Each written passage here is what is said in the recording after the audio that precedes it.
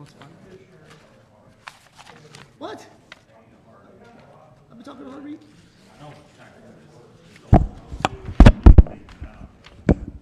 Because we're on the other side of the road? Oh my god. Nope.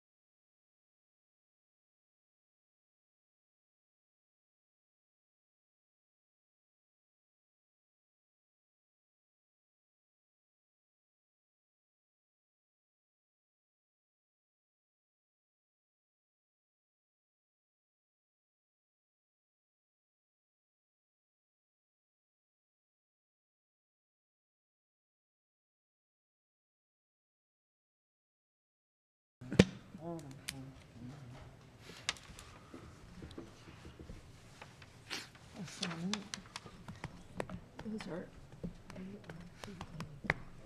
Correct. It's nice.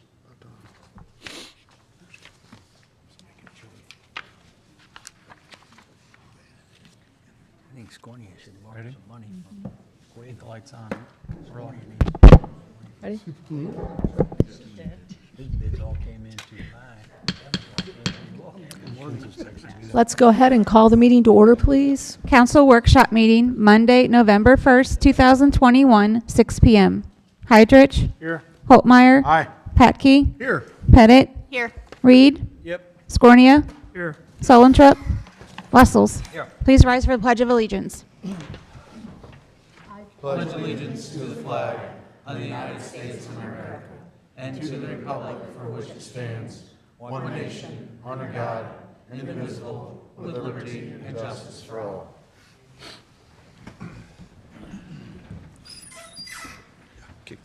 I know, it's okay if you do. It's all right.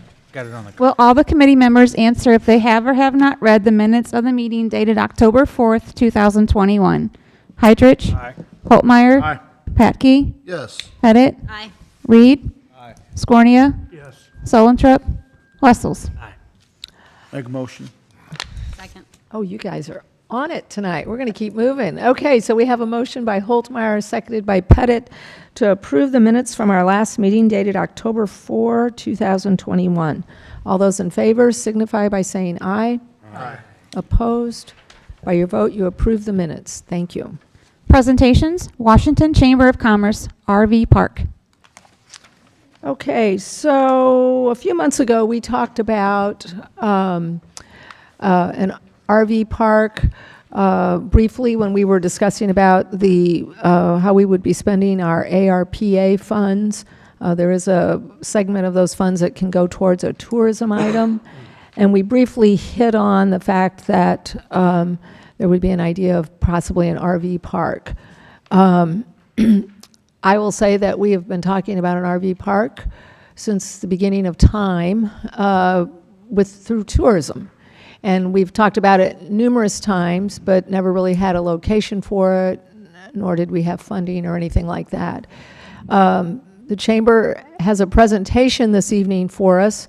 I know there have been a few meetings between the city and Chamber board members to talk about the RV park, the idea of one, and this is an opportunity for them to just present to you all as council members what the thought process is right now. So I'm not sure if anyone is here this evening in the audience regarding the RV park, but this is not considered a public hearing, so it's more of an informational type thing. If we do move forward with this idea, it will then come before the council again, and it would be a public hearing. However, we hope that you would be informed by what the thought is tonight. We encourage you to stay and listen and be part of the presentation. So we're just going to be listening and listening to what you all have to say this evening. And if you do have any questions, perhaps you can let us know what they might be. But it is not a public hearing that we're going to be listening to quite a few folks or anything like that. So anyway, so I'd like to, just to add a few comments, whatever. Yes, there's been a committee that's been looking at the possibility of an RV park within the Washington at the request of working with the chamber. And I think the city has always looked at it as like a partnership. Like we have a lot of partnerships with the chamber, successful ones at that. And we wanted to go ahead and look and see if there was a possibility of where we could place a park. There was a lot of discussion in the beginning of private, a private location where it could possibly take place, or that maybe the chamber would do a partnership with somebody else. But out of all the sites that were looked at, it really got down to the fact of there's not funding available for them to go ahead and acquire. And the idea was, would the city have properties that would be available that we could consider? And so we did look at various different properties within the city, within our park system, out close to the fairgrounds, for example, some other locations, you name it. And I think the committee has looked at it because they've been looking at this for over 5 years. I think it's closer to 8 years, to be quite honest. But, and one of the things that we talked about too was also look at the successful ones that are out there. And one of them that's just 30 miles west of here is Herman, where they provide their park system for something very similar. Although theirs is taken off and becoming a lot more, I think, than what we're talking about at this location tonight. So and just so everybody understands, if this would be the site where this would take place, and JB and Emily can go through their presentation and talk about how they would do it, but I just wanted the council to realize this would have to be a cooperation. Obviously, the city would have to go ahead and lease them that property. We would have a say as a council over the restrictions that they have within it, but in sitting down and listening to some of the concerns that I know that JB and Emily has received down there at their office, the idea was to try to go ahead and show you an idea of how they're going to operate, how it would be operated under their leadership. So with that, that's all my comments that I have for now, unless we have others later, but I'll turn it over. Okay. You need me to announce my name, right? Do you need me to announce my name? Okay. All right. Well, first of all, thank you for giving us the opportunity to be here this evening and present this to you. As you can see, we've been, or as Darren said, we've been working on it for over 5 years, probably longer than that. Mark, you were in my position. We probably worked on it prior to that. Our mission statement is to provide another lodging opportunity for visitors coming to Washington, as well as promoting Washington as a tourist destination. Tonight, we're going to cover 3 things: the reason for the RV park. We're going to try to answer any past questions that have come up or have been asked, and then we're going to go over some of our general rules just so you can kind of see where we're headed with the RV park. Okay, so we're going to start by talking about our reasoning for having an RV park. The first thing being that the chamber frequently receives phone calls from people that are coming in that would like a place to park their camper and stay overnight. And obviously we know the closest one we have is in Villa Ridge, but it would be wonderful to be able to say that we have one in Washington. The city and the chamber have been working on a location, as we've said multiple times, for over 5 years. So I think now we're just kind of getting our footing, and this is kind of one of our reasonings. And then multiple locations, as Darren said, were considered, whether public or privately owned property. Some weren't financially feasible, and some of the other land plots just weren't feasible as far as being able to hold an RV park. The location, obviously, I think we all know that we are considering is at 9th and International. That area is currently underutilized, and we believe would be the perfect area for an RV park. It's easy access to Highway 100, so for visitors coming in, they pull in off of 100, park, stay for as long as they want to. Obviously, we're going to talk about that. It'll be up to 10 nights, but they can stay as long as they want, and then they can get back onto 100 and head back out of town, so it's easy access in that way. The property already has sewer and water available, and the location is also adjacent to the Bush Creek Greenway.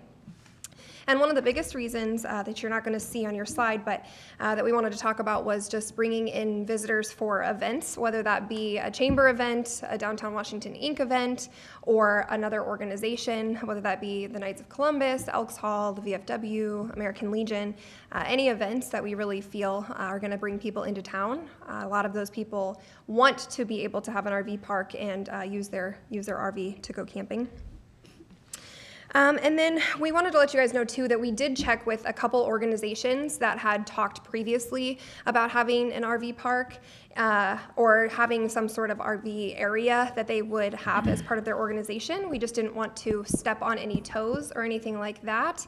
And they had basically told us at this point that it was off of their radar. So we felt like we were in the clear to go ahead and pursue that as a partnership with the city by the chamber.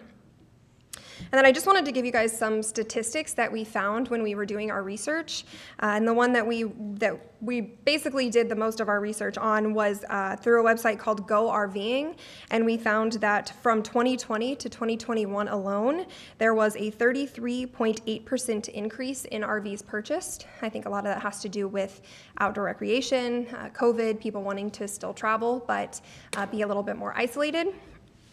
A lot of the people that participated in the survey said that it allowed them freedom to travel and experience an outdoor active lifestyle while also controlling their environment, and they felt like that trend was very likely to continue. The last study that they had done on this topic was done in 2011. And in that time period, they have said now that it was over 26% more than in that study in 2011 for households that had an RV, and currently it is 11.2 million households. And then the last thing is just a few bullet points that people mentioned when they said what their reasoning was for using an RV to vacation, and that was freedom to control the cleanliness of it. They could bring their pets so that they didn't have to pay to get them boarded. They could avoid contact with others and still feel like they were vacationing. They control their own itinerary, so they do not have a set schedule, and they can bring everything they want from home so that they don't have to leave anything behind.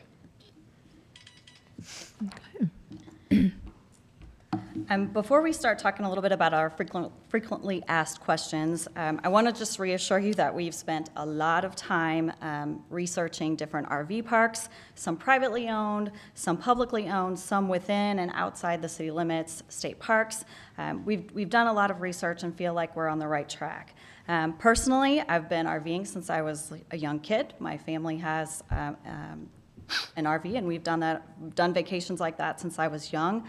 I currently own a fifth wheel and travel across the United States, and I have personally seen an increase in families utilizing the RVs and camping as a way of vacationing. We want to make sure that we're providing a nice facility that represents Washington well when visitors are coming to town. Again, the location, which we've talked about, on the corner of International Avenue and East 9th Street. And then you should have a map. There's one here, but you should have one also at your chair. The site information, we're looking at 20 sites. They would be 30 feet wide by 50 feet long. They'll be full hookup sites, which would include sewer, water, and electric. The sites would have a 12-foot wide by 50-foot long asphalt site, which would just be for the RV. And then next to it would be an 18-foot wide by 20-foot long asphalt parking area at each of those sites as well. They will also include a 10-foot wide by 10-foot long concrete pad with a picnic table, a fire pit, and a trash hook for each site. And then we would allow one vehicle other than the RV, which would consist of a fifth wheel and a truck, would be allowed at each site. At this time, we have no tent camping sites allotted for the campground. As Emily mentioned, our maximum length of stay would be 10 nights. Our campers would not be allowed to move another spot within the RV park after the 10 nights. They would have to have a 2-night minimum stay for weekends and a 3-night minimum stay for holiday weekends. Our quiet hours would be 10 p.m. to 6 a.m. And then would visitors be allowed? Yes. However, non-camping visitors would have to leave by 10 p.m. JB, are those fairly regular Quiet hours. quiet hours? And also just the other camps, like the, well, you turned the page on me here. Oh, I'm sorry. So anyway, Back. what was Oop, the, I went too far. There you go. anyway, that, the 10 nights, is that pretty typical? And the weekend, and is that? You see a lot. Some are 21 days, some are a month. It just kind of varies. The reason we chose 10 was because they could come in on a Friday and stay through the following Monday, so they could get 2 weekends in if they wanted to stay for the entire week. Okay. So that's where we came up with that. When we did our research, we looked at several other cities that had RV parks within their cities, and the majority of them were in that 10-night range. Okay, all right, thank you. The maintenance of the RV park obviously would be the Washington Area Chamber of Commerce, like Darren said. Currently, some considerations that we have been looking at is security cameras to kind of keep an eye on what is going on down there. We will have either or an on-call attendant or an RV host. One of the things that the state parks do is they have an RV host that would come in and stay for the month, and they would basically take care of that facility, make sure everything is being run properly and people are doing what they're supposed to be doing. And then we would be doing online registration only. We've looked at several programs that we would do. We would not do paper and pen. That was one of the things when we talked to Herman, we said, what online do you use? They said, we use paper and pen. And we're like, oh, we're going online. So we've really researched several different programs, and I think we've come up with a couple options for us to use an online program. There would be a dumpster at the park, which would be provided by the city and also serviced by the city. And then the last question, I think, is were campsites allowed, or campfires allowed? Yes, within the provided fire ring. Campers would be allowed to bring their own wood, and we are also researching or looking at the option of possibly having wood available for purchase on site as well. The committee did talk to Chief Frankenberg about having campfires at this location, and he did not see an issue with that at all. So we felt pretty comfortable with that and what we have available. All right.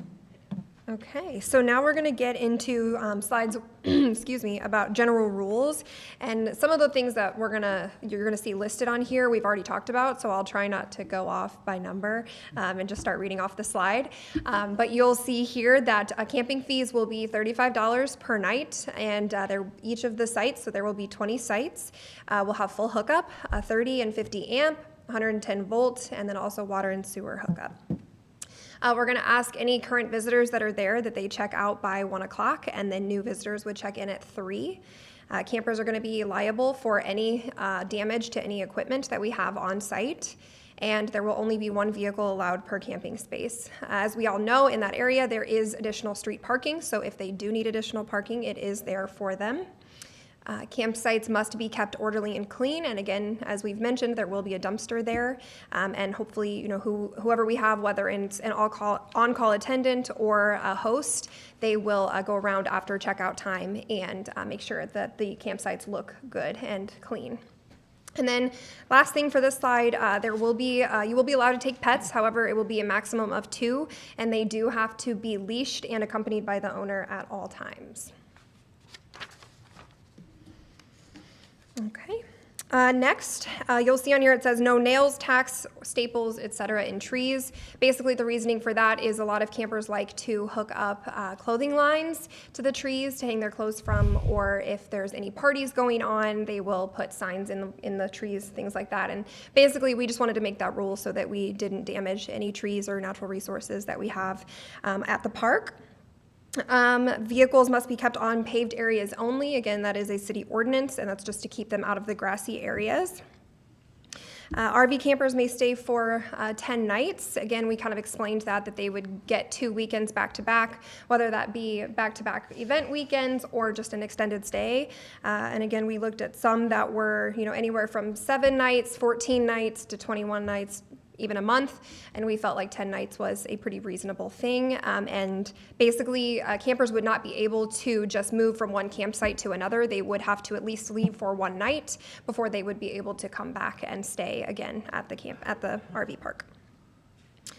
All campers must pay for their stay in advance. You'll see that in all caps, and we believe that with online registration, that will kind of take care of itself.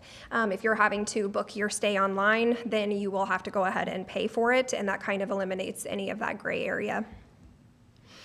Campers must have their own towing vehicle so that they can tow themselves in and out. And all the vehicles that will be parked in the RV park are supposed to be recreational, or they do have to be recreational vehicles and for camping purposes only, and have the proper maintenance done on them. And our goal is just to make sure that they have the proper equipment and vehicles staying within the RV park. Next, pretty self-explanatory, each of the sites will have a picnic table. Those are not allowed to be moved from those sites. We've mentioned several times, quiet hours are 10 p.m. to 6 a.m. Again, another benefit to having an on-call host or an on-call attendant or a host. Basically, they would be able to maintain that. So if there was rowdiness going on, they would either be there or be available to be called there to take care of that. And visitors that are not going to actually be staying on site do have to leave by 10 p.m. Open fires are allowed, as we said, in the fire rings. Chief Frankenberg did not see an issue with that, so we will allow that within the RV park. And then the next point is just asking that people respect our natural resources by not cutting down any trees for firewood, digging any holes, et cetera, things like that. No personal property left unattended for more than 24 hours. That is more for their sake than it is for ours. We just want to make sure that, you know, everybody is protecting their property. And then you will see the last bullet point on here is use of motorized vehicles. You can see what will not be allowed on the premises and what will be allowed. Specifically, we wanted to say that motorized scooters would be allowed now that we have our Lime scooters in town. It does reach out to that area, and if visitors wanted to take them to and from different areas in town within the boundaries of the Lime scooters, of course, that they would be able to do that. All right, and then the last general rules slide, again, is pretty self-explanatory, things we've already talked about. So no solicitation, no camping sites allotted, again, within the RV park, and they will be removed if anybody does try to set up a tent camping site. And then lastly is just basically saying that the City of Washington or the Chamber of Commerce reserves the right to terminate any of the camping privileges that one camper might hold, and they would not receive a refund if they were removed from the RV park. And we did talk about the RV park and seasonally, and we did want to say that it would be available anytime, but that the water shut off would start November 1st and go through March 31st. And then we just want to say thank you for allowing us to come and present our ideas for the RV park today, and then answer any questions that you guys have. And when I say that water thing, I missed that last point. What were you saying there on the water? Oh, yes, so we did say that the RV park would be available year-round, but that we would shut off the water starting November 1st, and then it would get turned back on April 1st, basically. Okay. Sandy seemed to be a little bit surprised there was nobody in the audience to talk against this or for this. Did you notify any of the property owners in this area that you were going to make this presentation tonight? No, I will tell you, Greg, that they did not. We had invited them to go ahead and speak so that we could clear some of the questions that have been asked, but tonight was just for discussion purposes, and they wanted to give a presentation on how they would do it so they could go ahead and provide that to the council. There are neighbors here, though. Correct, But there are neighbors here, I know. I saw some There back are, there. Yes. you said you're a camper? When you camp, do you typically back your camper up on the passenger side so you are backing up blind? Oh, yeah, all the time, I never do. yeah. Were you backing up by braille or what? I would also add that layout can easily be turned. It was more for just purposes of getting cost estimates and those things. So we've not surveyed the site, we've not done any of that work. It was more of just getting some lines on paper, so just to get a feel for how many spots that they could get to see if it was feasible for them. I see what you're saying now. So. Question I got is, is there going to be a host on call or on site? Well, those are things that the thing we would prefer is to have a host on site. And we're still working through that process of putting an application. And we're following, that part of it is we're kind of looking at what the Missouri State Parks do, because that's a lot of one of the things that they do. And so they do it by application process. So we would put an application together, and people could apply to do that, and then we would choose somebody to do that. That would be the perfect storm. That's the way we would like to do that. If nothing like that happens, then we would have an attendant there. The attendant would probably be there. Our thoughts they would be there throughout like the daytime hours and get through the check-in, check-out, and then probably as the evening goes on, probably leave, but then be able to come back at that 10 o'clock hour to quiet time. You know, as a camper, when you're in the park, they usually come around and they'll tell you, it's 10 o'clock, you need to keep it down. And we've talked with, Darren about if there is an issue and the host or the attendant can't take care of it, then the police would be called in to take care of that. And like you said, the host would be the ideal scenario, but basically we're just kind of evaluating whether or not there is the interest to make sure that it would be covered at all times throughout the year. I think your cost of $35 a night is too low also. Thank you for that. We did a lot of research. We debated that. We debated on that. We did a lot of research on that, and we did debate on that. And that might be something that we change a little. We might change because, you know, as we start going through, especially with the program that we're looking at, and then whatever lease, you know, we would get with the city, that might be something we have to adjust. We typically pay more than that, and we don't have full hookup. I know you usually pay 50 or more. Yeah.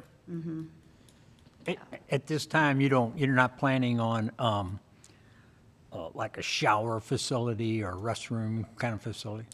At this time, we're not. With having full hookups and the class of RVs that we're trying to attract here and we want to attract here, those people aren't using restroom facilities that are on site. They're using their restroom facilities that are in there. How are you going to regulate that, the class of RV? I mean, We're not. I mean, but you know If you don't have the facilities that you don't have in your camper, then you're not gonna rent the, it's probably not a place they're going to space. look at. It's a very subtle way to keep out Yeah. small pop-up campers and things like that also, and that's what I looked at.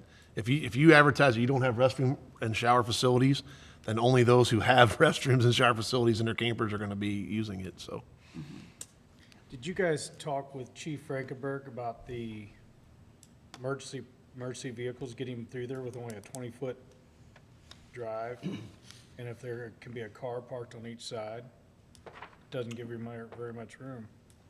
No, No, what? we've not. No, we've not. Ran that by him yet. It's All preliminary. All portions of the area are within 150 foot of a fire lane essentially, so, but I did look today, because I was anticipating that question, but I did look, you could squeeze an extra 3 foot to make it a 26 foot, which is our standard fire lane. So, it just, that was done at essentially a bare minimum to keep costs as low as possible. But that is on the radar if we need to do that. And again, we just haven't done the survey yet to.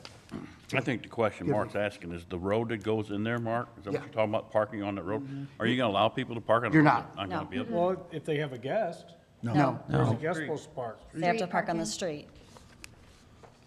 Okay. And currently, There's two anybody, stalls, too. correct me if I'm wrong, but currently anybody could park on the street right now, either side. And I Yeah, would it's add- not restricted in that area. Okay. When you look on the sketch there on the typical layout, there's 2 parking stalls there. So essentially, you would have one where the RV is parked and then 2 stalls to give you some additional room, paved stalls. But doesn't, most of the time, don't you, especially a fifth wheel, you would drop that and you'd pull your vehicle in the other stall? No, So you could go cruising at any time?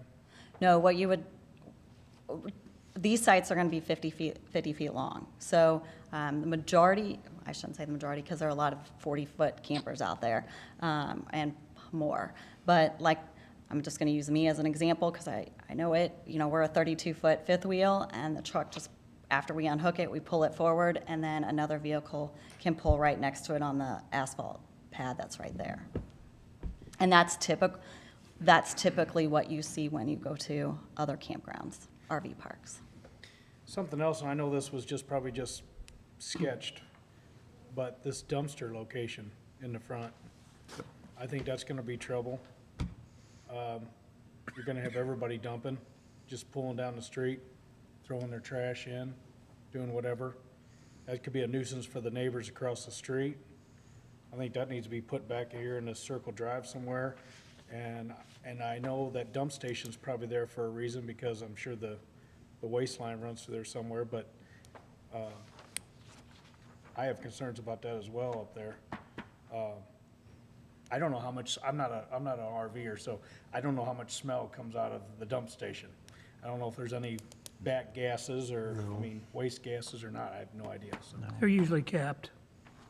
So, I mean, that wouldn't, If you have a full hookup, is a dump station necessary? No, and, you know, the committee talked long and hard about a dump station, and the reason we decided to maybe put one there is as just another courtesy. Since everything was going there, it would just be another courtesy to residents of the Washington area. Since we only have the one on the west side of town at Right. the city park, this would have just give them, you know, those people that are coming, that maybe live on that side of town could utilize it. John, is it like the inlet for a dump station, does it have a check valve in it? Probably does. I don't think so. I mean, but I don't know. I'd have to look into that. I don't know that. That would keep the smell from coming up. Yeah. the Check valve. It could. I mean, you have it on the west end of town. I don't know how that one was constructed, but I've never heard any complaints about that being a situation. By the tennis courts? Yeah. Fairground, north, The tennis court there. We Don't actually have did some. anybody living that close though either. across the street. Oh, is it up by the? Jones tennis lived courts? across the street. Yes, Is it sir. up by the tennis courts? Yes, sir. I don't know. It doesn't probably get utilized during the fair or anything, but there's a lot of people up there all the time. I've never heard a complaint. Dennis Jones. Mike Clark. I still think that dumpster location is probably a bad idea. The dumpster location was just set there because it was the minimal amount to get trash trucks onto that street, just to kind of save some of the pavement. That was kind of the idea. And when you leave, you could throw everything away. So I don't disagree that dumpsters next to roadways do cause some issues. I think those things can be mitigated with other security things. But yes, we'd have to work through that problem. Right, that would be a big trash day every day. Potentially. The potential is every dumpster in town. Exactly, well, we don't need to advertise it, though. I think it needs In your research, have you had any parks across the street from residential areas and any adverse effects of that you guys, in any research you've done? So, like Darren said, the first one we really looked at was Herman, and they have residential right across the street from their campground, no issues. Right. We did look at Moberly and Mexico, Missouri. They're within the city, but I don't recall that there's a lot of residential around them, to be honest with you. Lost my train of thought.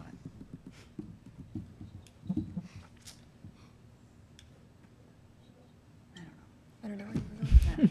Sorry. Okay. Thank you. Excuse me for maybe, it says 2 accessible sites poured in concrete. You guys might have said that, about that, but what? Sorry to be Handicap dumbfounded with that, but can you explain that, Jake? It says 2 accessible sites poured in concrete. First one's on the right, 1 and 2. I can explain that, Those yeah. are ADA accessible. Yeah, typically you have ADA accessible sites, no greater than 2% cross slopes on your pavement. I would think that this would meet that because it's so flat, throughout the entire area anyway. But that's just to identify that there would be ADA accessible sites. If you do not, if you're not ADA needed, then, it's not necessary for you to be there, then you most likely would not be able to rent that site, just like. What's this diagram then, John? What's that diagram represent then on here? I see that the fire pit, trash holder, concrete pad on the other ones. Oh, Like the those symbol, Picnic tables. the symbol that might be on there, I'd have to get back, that might just be an error on the That director's just side. means, Yeah, Okay. it's just an identifier more than anything. Yeah, it's not a physical structure, if that's what you're asking. It's part too much. Apologize for that. I just curious. It's probably a picnic. It's hard to lay asphalt. looked with like 2% something cross that would be slope. like That's why you do it in concrete. Typically, the ADAs have more concrete. Right. John, is that, I see on there the sanitary sewer mark, that's in red? That would be electric. Yeah. Electric's towards, the sanitary's in green, it's in Oh, white, it's okay, hard to all right. see. Yeah. Is that now, well, yeah, I guess it is then. That gets pretty much close to each of those sites then? Yeah, it would, the idea would be is it would shift to make sure it serves every site the most cost-effective way possible. So yes, there's sanitary sewer on the east end, closer to the creek, I guess. That exists today, and there's a manhole out in East Ninth, so we would Oh, so extend. these aren't in yet? These are not in yet, no, it's proposed. Okay. Correct. There is existing on the east side, we would just East side tie is in existing. and extend it. Yeah, over here, I see the existing. Yeah. 98, 97. There are no trees along that street. I'm trying to just, I can't recall. It's been a while since I've been down there. Any sort of barrier? There's some small ones along Okay. Thank you. So would the paving and the utilities brought in, that would be the city's responsibility? If, part of what we had proposed, if the council wants to consider it, is the ARPA funds we would use to go ahead and help with all infrastructure to get into the park. So that includes the asphalt, concrete, any water, sewer, electric, et cetera. Are there enough funds there to buy a piece of property that's not in a residential area? Yeah, I mean, the sky's the limit as far as like, to answer your question, yes, you could sit there and try to use those funds to also secure that if you wanted to go ahead and do it privately. I'm afraid with value of land, unfortunately, that would take away from a lot of the other projects that we've identified.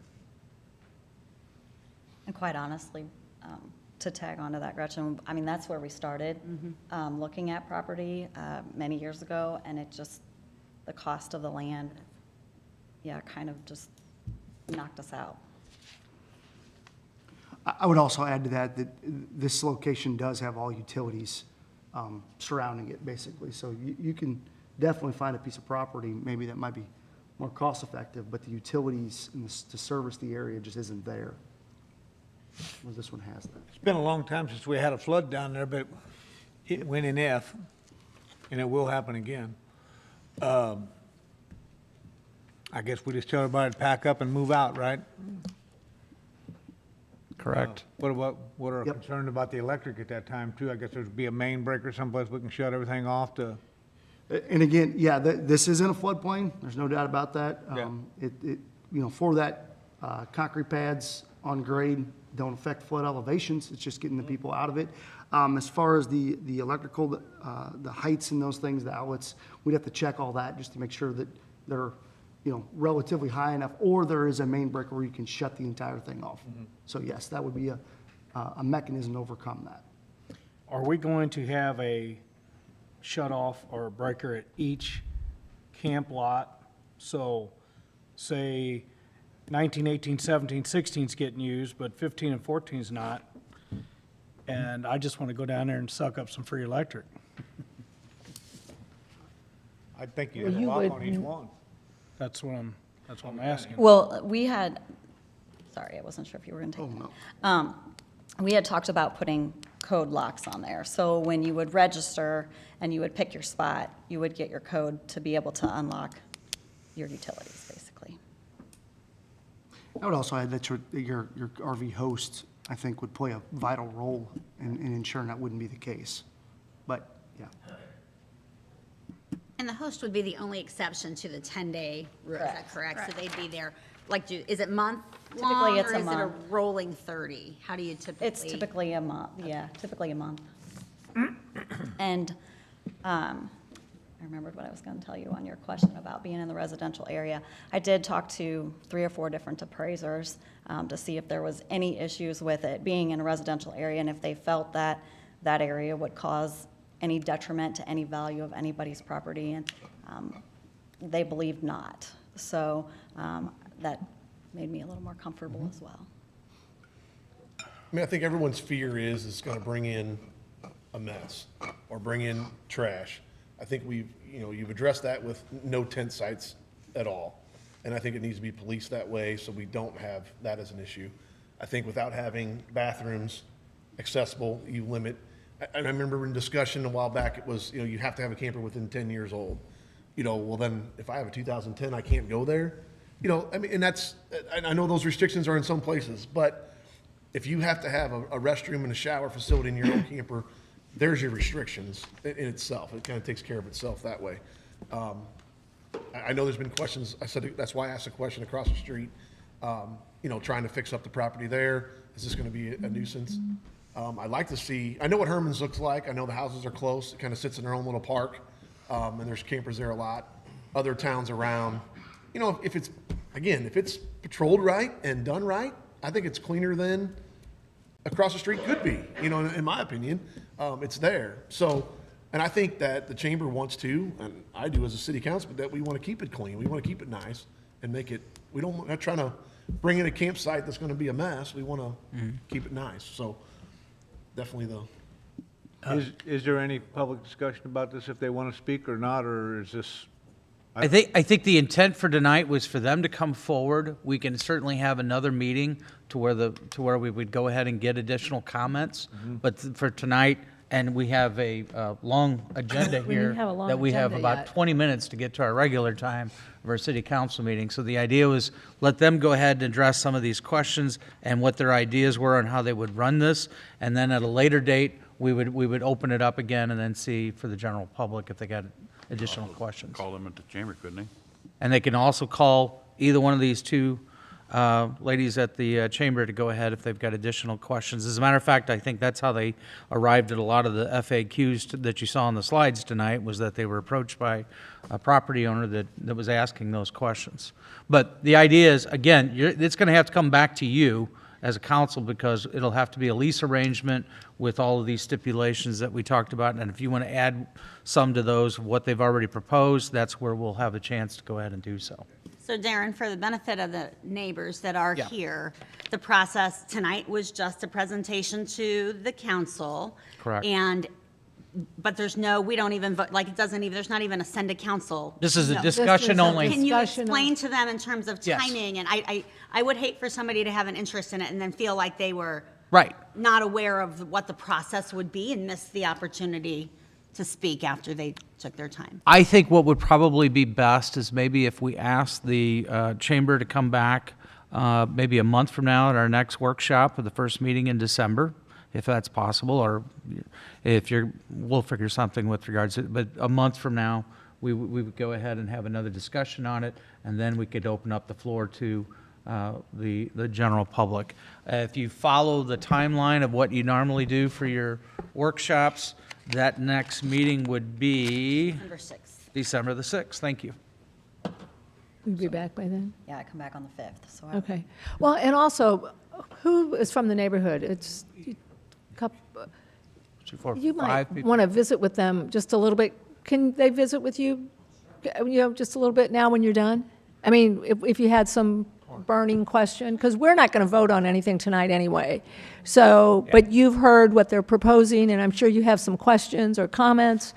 If you could meet with them out in the hall or whatever, or in the room back there where there's a table, that would be better, so it's not noisy for our meeting.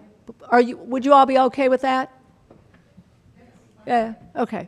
So that way, if you have some additional questions, you can ask, and then we'll be back here on the 6th Of December. of December, and then we'll be discussing it again. Okay. How's that sound? Great presentation. Sounds Good. Thank you. Thanks Uh-huh. again for. Thank you. All right. allowing us to be here. There should be a light back there in that room right back there. It's on. Is it on? Yeah, Okay, it's on. You can go back there. okay. Thank you, guys. Thank you. Thank you. Okay, next item. Report of department heads, Administration Department, Sections 600.020 Code Amendment. So in front of you this evening, you have an ordinance asking for your approval for a code amendment pertaining to Sunday alcohol sales. Under the new law approved by the state, liquor licensees can now sell alcohol beginning at 6 a.m. on Sundays until 1:30 a.m. Originally, it was 9 o'clock before they could start selling, and then that ended at midnight. So now it is 6 a.m. to 1:30 a.m. on Sundays, and so we're just asking for your approval to amend the Match up code. with state law. State law. Yep. So move. Make motion, send it on the council. Second. Okay, we have a motion by Holtmar, seconded by Patke to send this item on to council. All those in favor signify by saying aye. Aye. Opposed? By your vote, you've sent it on. Thank you. Communications Department, repair and maintenance of existing console furniture. Lisa? Good evening. Tonight in your 6 o'clock packet and then again in the council packet, you have a letter and ordinance and quote from a company who provides repair pieces for our Watson consoles. And when I say a Watson console, it's actually the physical furniture piece that sits in dispatch. Those were purchased new when we moved into our building in 2006. Unfortunately, they were purchased, they're ergonomically correct so that you can raise and lower the consoles to fit whoever's sitting at that console. Unfortunately, over the 15 years, some of those mechanisms that raise and lower the consoles no longer function. Those parts, of course, are no longer available, and so the only way for me to get those repaired and back in working order is to purchase new pieces that they will then bring in and replace all of kind of the guts that works the mechanisms and some of the other ergonomic features of the console. So it is proprietary to Watson Furniture, and Dick Buss and Associates are in fact the provider in this area. So you also have a sole source vendor letter attached in your packet tonight. This was a budgeted item when we did our budget back in May. It was quoted at that time at a little less than $26,000. Unfortunately, because of some of the increases in some of the products, I'm now $158 over my $26,000. But so that's what that is in your packet for tonight. Lisa, it says upgrade for existing. Are there 4? Yes, That's all. there are Okay, 4. that was what I was. Yeah, when we moved into the new building, we expanded from 3 positions to 4 positions. The 4th position is not completely as functional as the other 3. It does have CAD at it. It used to have 911 at it, but that was taken away a few years ago. So it needs 911 and a radio, and then it would be a fully functional position, but we do have 3 fully functional positions. That's kind of hard to say. So, Thank you. and 3 out of the 4, no longer either the keyboard doesn't raise and lower or the back doesn't raise and lower, but there's some issues with them. So, Any other questions or comments? Make a motion. Second. Okay, we have a motion by Holtmeyer, seconded by Pettit, to send this item on to council. All those in favor signify by saying aye. Aye. Opposed? By your vote, you've sent it on. Thank you. thank you. Thank you, Lisa. Emergency Management Department, City Hall Emergency Generator Replacement. Mark?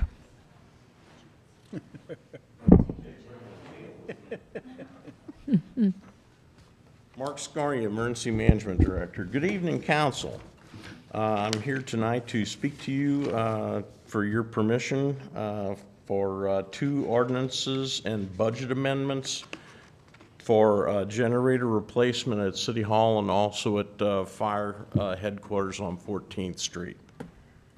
The first one is a project to replace the generator that currently sits on the south side of the building. I believe it's a 10 kW now. That was a hand-me-down generator. I think it was actually handed down twice, moved 2 locations. So it's a little bit of an elderly generator, and it's a 10 kW generator, and its purpose at the time was to feed the IT room up by the city collector's office when the servers were in that room. And there's a couple of lights maybe on each floor that are on it. So it really didn't power a whole lot of the building. And it's a 12240 single phase generator that exists. We discussed a long time ago, I guess really shortly after I arrived with the city, excuse me, about powering the entire building to do HVAC, if you're going to have continuity of government, electric for computers, servers, et cetera, all that stuff is very important. So the discussion was getting a generator that would power the entire building completely, not just some parts of it. So the proposal is to replace that generator, that 10 kW single-phase generator, with a 125 kW three-phase 12208 generator to take over the entire building and the switch gear that's involved in it. Now, the budget amendment, the low bid came in at, get my numbers here in front of me. The low bid came in at $141,290. We had a budget amount of 90,000 and change, I think it was. And that was based off prices we got 2 years ago pre-COVID. And we believe there's several factors. First, the that estimate was kind of low based on pre-COVID. Then we have the market conditions that are caused by COVID. And the third factor, when we did the request for proposal, something we really didn't factor in there is how long that would take to replace the switchgear in the city, in the basement, in City Hall. It's estimated that's going to take 2 to 2.5 days just for that. They can have all the preliminary work. So the discussion, we had meetings with the contractors that came in to do proposals, and we want to minimize the amount of time that City Hall was closed. So our hope is that we can maybe just close like a Friday afternoon. Yeah. And then the replacement can be done Friday afternoon, Saturday, Sunday. And obviously, that ran the price up for premium labor over a weekend to do that. So what we're asking is to replace that generator and then add $50,790 out of Vehicle and Equipment Replacement Fund to do that. So that's the City Hall project. Any questions on the City Hall project? Okay, so, and that would be, that project, the low bid on that one was American Electric and Data out of New Melly was the low bid on that one. Okay, so why don't we ask for a motion on that one? Second. Okay, we have a motion by Holtmeyer, seconded by Heidrich, to send the City Hall emergency generator replacement item on to council. All those in favor signify by saying aye. Aye. Opposed? By your vote, you've sent it on. Thank you. Okay. Okay, the second project is for fire headquarters on 14th Street. That was a little more straightforward. We discussed also there replacing with generator and switchgear that would power the whole building. But the biggest limitation there, aside from the money, is just the physical space. With the distribution panel that's already there in the equipment room, there just wasn't physical space to put that large a switchgear in there. So what we're proposing to do is to replace one of the 100 amp panels that's there, that's on emergency power, with a 200 amp panel, which would allow adding some of the HVAC that is not on emergency power to be added to that. And also the water heater that is not on emergency power. So that would be increased from, it's either a 60 or a 65 kW generator to a 100 kW generator and associated switchgear and electric panel replacement. That one came in, the low bid on that was $90,000 from EchoCamp Electric. Tim had budgeted $80,000, so that would be taking an increase of $10,000 out of the fire reserve fund for that. So we would be seeking permission for the ordinance for EchoCamp Electric to replace that generator as the low bid on that project, and also moving the money from the reserve fund and amending the budget. I'll make a motion. Second. Okay, we have a motion by Heidrich, seconded by Scornia, to approve the fire station headquarters emergency generator replacement. All those in favor, actually not to approve it, to send it on to council. So, all those in favor signify by saying aye. Aye. Opposed? By your vote, you sent it on. Thank you. Thanks, Council. Thank you, Mark. Engineering Department, Tier 2 NMOC, Testing and Reporting, Washington Sanitary Landfill. Okay. John? NMOC, non-methane organic compound. So, 2017, we were notified by the Missouri Department of Natural Resources that we need to be testing for methane gas essentially coming out, or sorry, non-methane gas coming out of our landfill. We are in a greater St. Louis area. Any landfill with 1 million cubic meters calculated shall be below 25 milligram, shall be below 25 threshold for active, in order to have an active gas collection control system. So what that is, if you exceeded that amount, we'd have to put a gas, basically a gas collection system at our landfill. We do not. You can see our last testing in 2017 was 2.55, so 10% of what the threshold is. We have to do the test because they require us to do the test, and that's what this is. SCS engineers, which is our engineers that assist us with consulting at the landfill, are going to do that test for the amount of $18,300. Fun stuff. Will we have to continue testing after we shut the landfill down? I believe we do. So we'll have to add that to the balance. Yeah. How often, John, does that? 5 years. Every 5 years? Correct, sir. Make a motion, send it on council. We have a motion by Holtmeyer, seconded by Pettit, to send this item on to council. All those in favor signify by saying aye. Aye. Opposed? By your vote, you sent it on. Thank you. Thank you. Finance Department, 2021-2022 budget amendment. Hi, Mark. Mark? Hey, Mary? Okay, included in your packet later this evening, you have an additional budget amendment, basically for the same reason that we had last time.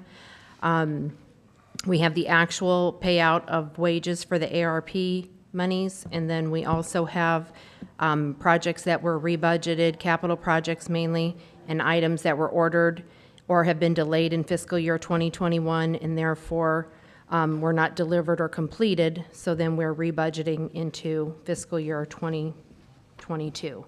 And if you recall last meeting, we had to do a budget amendment right at the end of the, or right at the beginning of the fiscal year. And I tried to get as much as I could in there, but I said that there might be some overrun. So this is the balance of those projects. So, any questions?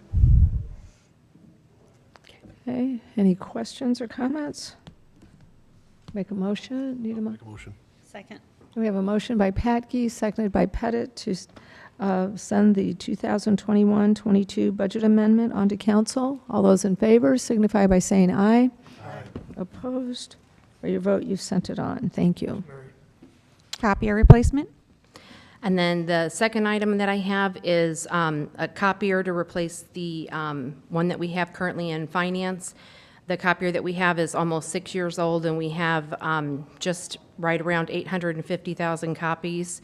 It's the most used copier in the city. We do over 10,000 copies per month.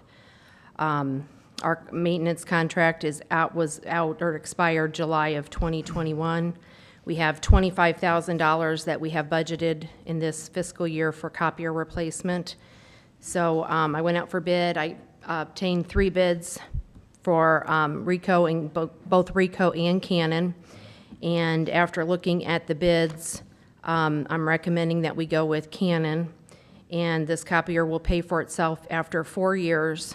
It has an initial cost of $8,900. It has a service package of .0055 for black and white images and .037 for color images. And I recommend that we go with the Canon one through Americom.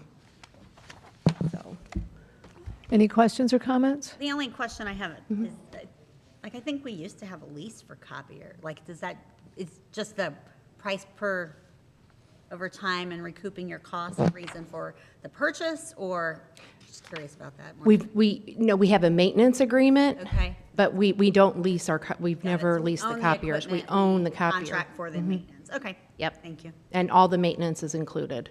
So we don't pay for any toner. That's with it, all of ours. Yes, so that's where we really save our money. Thank you. What do you copy the most of? Just curious. Utility bills. 6,500 that go out Okay. for utility bills. All right. And those are color now, too. So, Thank you. yeah. Make a motion. Second. Okay, we have a motion by Holtmeyer, seconded by Pettit, to send the copier replacement item on to council. All those in favor signify by saying aye. Aye. Opposed? By your vote, you've sent it on. Thank you. Parks Department, electric for city auditorium and old bathhouse. Wayne? Now we're going to go. Evening, council. Last meeting, I was here and informed you about the electrical project we're wanting to do at the auditorium and old bathhouse. Just to run through that again, if you remember, Steve Struberg from Horn Associates was here that night. We're wanting to get electric to prepare for future renovation projects at the old bathhouse and city auditorium. Get the electric ran from the new transformer that was placed there by the new pool. Electric ran to the old bathhouse, which has no electric right now, and then the auditorium. We went out to bid, and in an effort to save some money, we looked at running aluminum instead of copper, and so the old bathhouse, that project would come to a total with aluminum would be $18,200, and auditorium would be $37,650. That would be over budget of the $45,000 I budgeted for the project by $10,850. I'm proposing to take the overage from the half-cent sales tax or capital improvement fund for the auditorium project, which was budgeted at $900,000, and so that would reduce that down to $889,150. Any questions or comments? Make a motion. Okay, we have a motion by Patke, seconded by Pettit, to send this item on to council. That would be the electric for city auditorium and old bathhouse. All those in favor signify by saying aye. Aye. Opposed? By your vote, you sent it on. Thank you. Street Department, bulk rock salt. Good evening, council. This is just our bids that we received for our rock salt for this year. It came in at $71.80. Last year, we were at $65.07, so a slight increase. The vendors told us that the price of salt actually didn't go up. It was the shipping problems. Hurricane Ida and the ship that was actually stuck in the canal all had an effect on how their ships got around and got salt back up. So that was their biggest issue. Okay. How many tons we usually use in a year? We could use between 800 and 2,000 on a, I don't think we've used 2,000 in a long time, but we've got about 2,500 in the dome right now, so we're off to a good start and probably won't mess around with it till maybe after January, February and see how we look. Okay, thanks. And I know the county, theirs came in at $76 a ton, so we slid in under them this year, so. All right, good job. Make a motion. Second. Okay, we have a motion by Patke, seconded by Pettit. Thank you. To move on the bid for the bulk rock salt. All those in favor signify by saying aye. Aye. Opposed? By your vote, you've passed it on. Thank you. Water, wastewater department, complete rebuild of Westlink lift station. Kevin, you've waited all this while, and we're going to get this done for you, so. Good evening, council. What you have before you is a proposal to replace our Westlink lift station. That is the one that's down off of Westlink. It takes in all of the industrial park and everything. That's one of our last big ones that we're converting over to flight pumps and controls. The controls we're using and the pumps we're using are pretty much bulletproof. We've got them at Walnut Street Lift Station. They've been running there for 8 years. West End, West Main, and ME Frike Drive. They've given us wonderful service. They're probably one of the best pumps out in the market right now. So it is $174,000, a little over that. Budgeted $200,000 for it. Asking for your approval to proceed on that. Last report I got from the manufacturer was that we're looking at a 14 to 16 week delivery on the pumps. Yeah, so everything's got to get rolling quick. The longer we wait, the longer the time it's going to take to get here. So. Does that lock that price in there, Kevin? Yes. Yes. Okay, any questions? Make a motion. Second. Okay, we have a motion by Hydrich, seconded by Pettit, to send on the complete rebuild of Westlink Lift Station project. All those in favor signify by saying aye. Aye. Opposed? By your vote, you've sent it on to council. Thank you.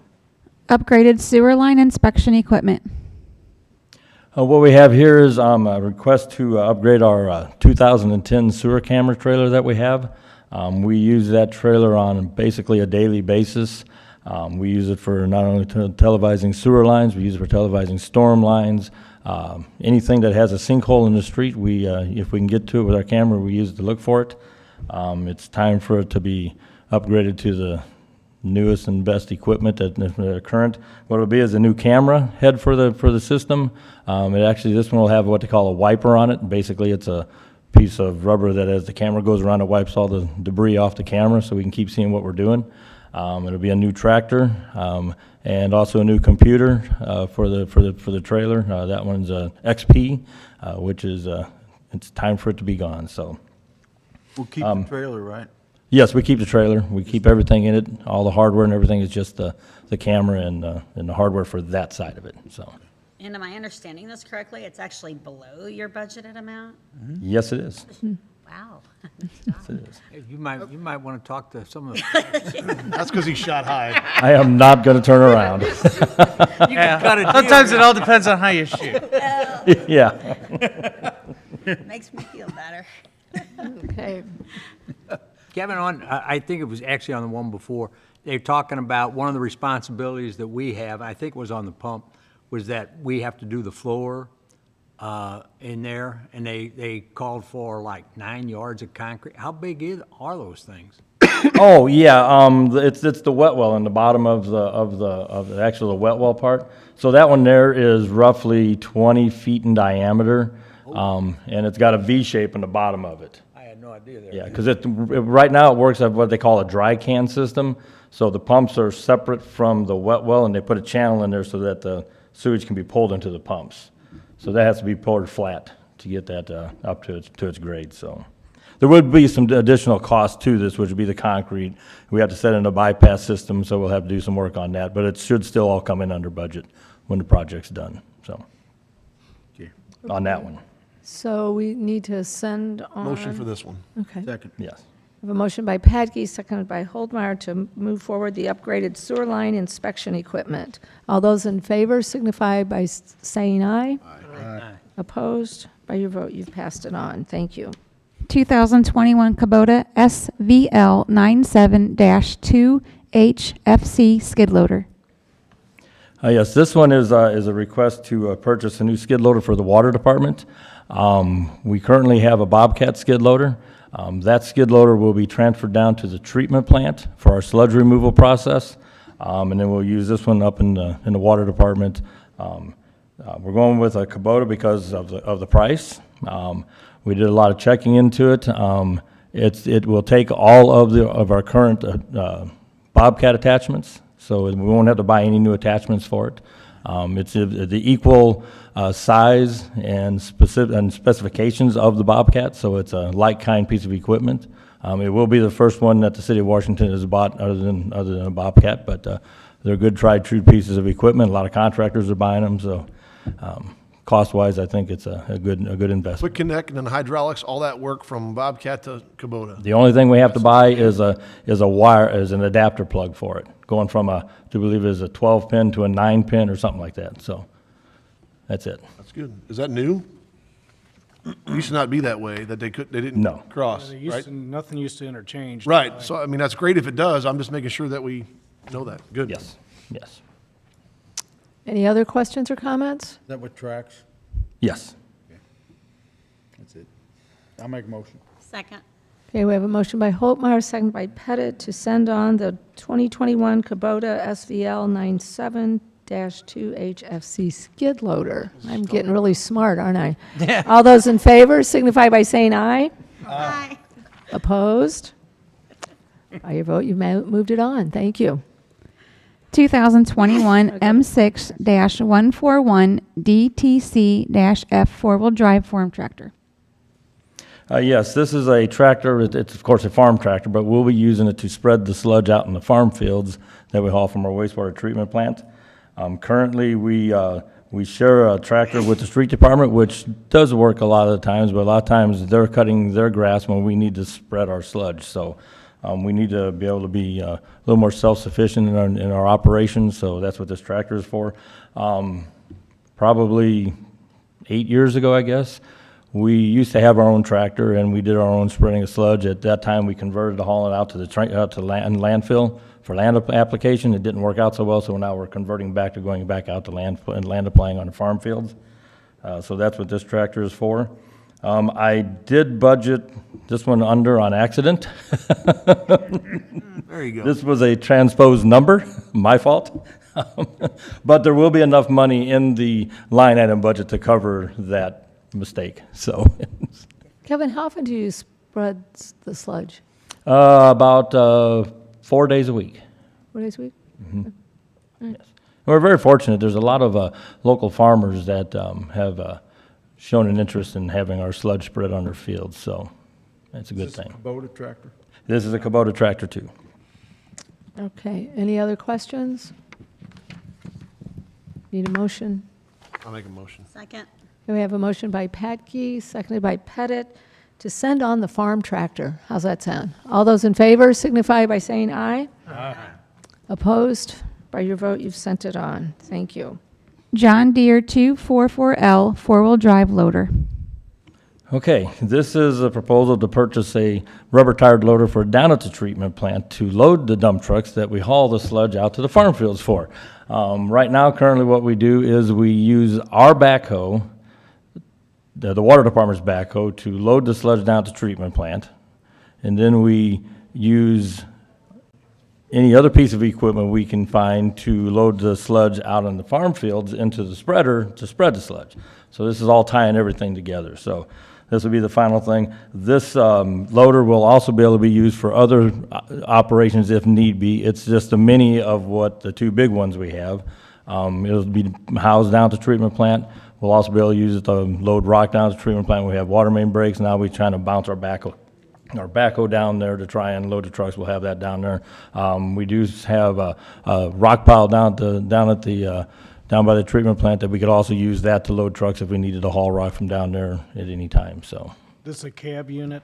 Yes, it is. Taking Yes. Any other questions? Make a motion. Second. We have a motion by Holtmeyer, seconded by Pettit, to move on the John Deere four-wheel drive loader. All those in favor signify by saying aye. Aye. Opposed? By your vote, you've moved it on. So, thank you, Kevin. Okay, Motion to adjourn. Second. okay, we have a motion by Patke, seconded by Holtmeyer, to adjourn the meeting. All those in favor signify by saying aye. Aye. Opposed? By your vote, we are adjourned. Thank you. Good job, guys. We got through that pretty good. Ready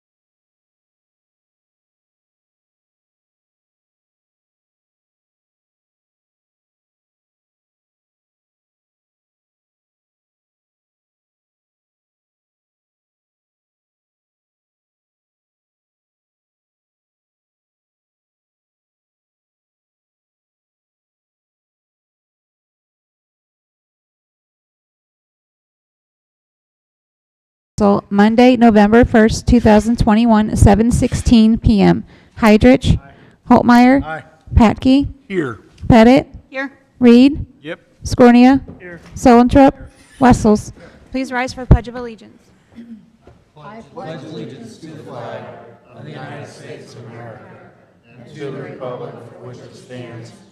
nation, under God, indivisible, with liberty and justice for all.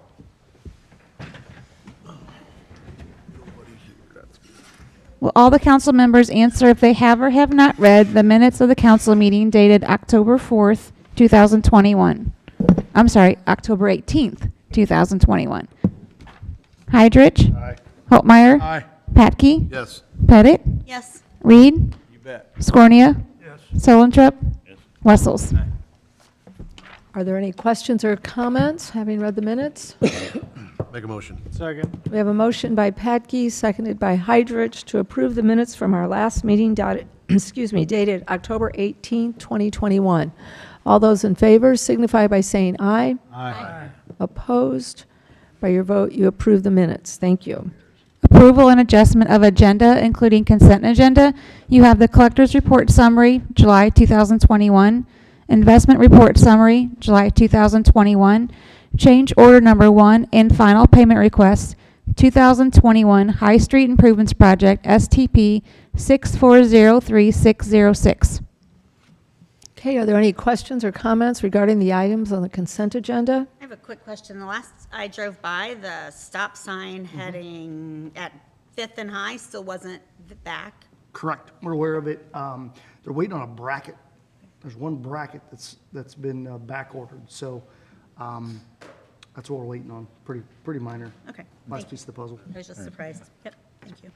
Make motion. Second. Okay. We have a motion by Holtmeyer, seconded by Pettit, to approve the items on the consent agenda. All those in favor signify by saying aye. Aye. Opposed? By your vote, you approve the items. Thank you. Citizens' comments? Is there anyone here who would like to address the council on any item that is not on the agenda? Okay. Report of department heads, Downtown Washington Street Improvement Plan. John? Yes. Okay, good evening, council. So on your screen and within your packet is basically a flyer. We're trying to utilize this as a consistent message to try to get the word out on what we're going to be doing over the next few years with downtown streets. As I'm sure you're aware, the pavers in intersections at the downtown streets labeled in yellow, basically up there. They're in disrepair. They were built in the mid-'80s. They actually performed pretty well. If you think about it, I mean, that's a substantial amount of time for some pavement. But there's some trip hazards. We get complaints. We're cold patching them. We're doing what we can. We don't have a stockpile of those pavers laying around. They don't exist, so that you see some things like color changes, those type of things. So what we did was, or what we've been doing over the past couple of years, trying to identify how do we want to attack these downtown streets. As you're aware, Main Street, we have a lot of businesses down there. A major overhaul on the streets in downtown is going to be a challenge. We did receive a federal grant to redo the curb and gutter, the intersections, the sidewalks, the paving for Front Street. That's a 2025 project, and that's actually called out there in red. You can kind of see that. In addition, the utility burial project that we've been touting for years now is actually is going to be underway. We're working with Ameren. Andrea actually has a package to go out for transitioning the internal wiring in some of the buildings. So that's going to move pretty quick. You're going to have a lot of patchwork on Front Street until 25 to get to that point.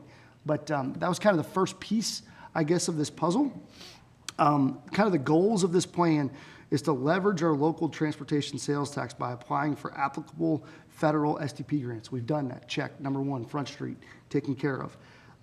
ADA compliance, remove trip hazards for pedestrians. As you all aware, ADA transition plan that we put out assists us in getting federal funds and leveraging our local. So we need to be doing that on the streets that are not eligible for federal funds as well. So check number 2, we're doing that. Street drainage improvements.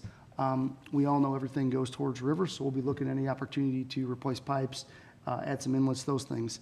Maximize the aesthetics of our downtown area. As you go down Jefferson Street, you can definitely see the pavers are a different color, they're different style, those type of things. So to provide some consistency from a project that you pumped a lot of money into 10 years ago, to have that into these intersections, I think is a goal of everyone. So we're going to be doing that. And then probably the most important, limits disruption to visitors, residents, and businesses. That's the challenge. How are we actually going to accomplish this? So we sat down internally, and what we've come up with is that we're going to try to tackle 2nd Street first. The reason for that is you would see that Main Street maybe has the higher need at this time. What we're trying to do is bid the project out at a specific timeline, right out of the Christmas basically season, and then utilize 2nd Street as kind of our training grounds.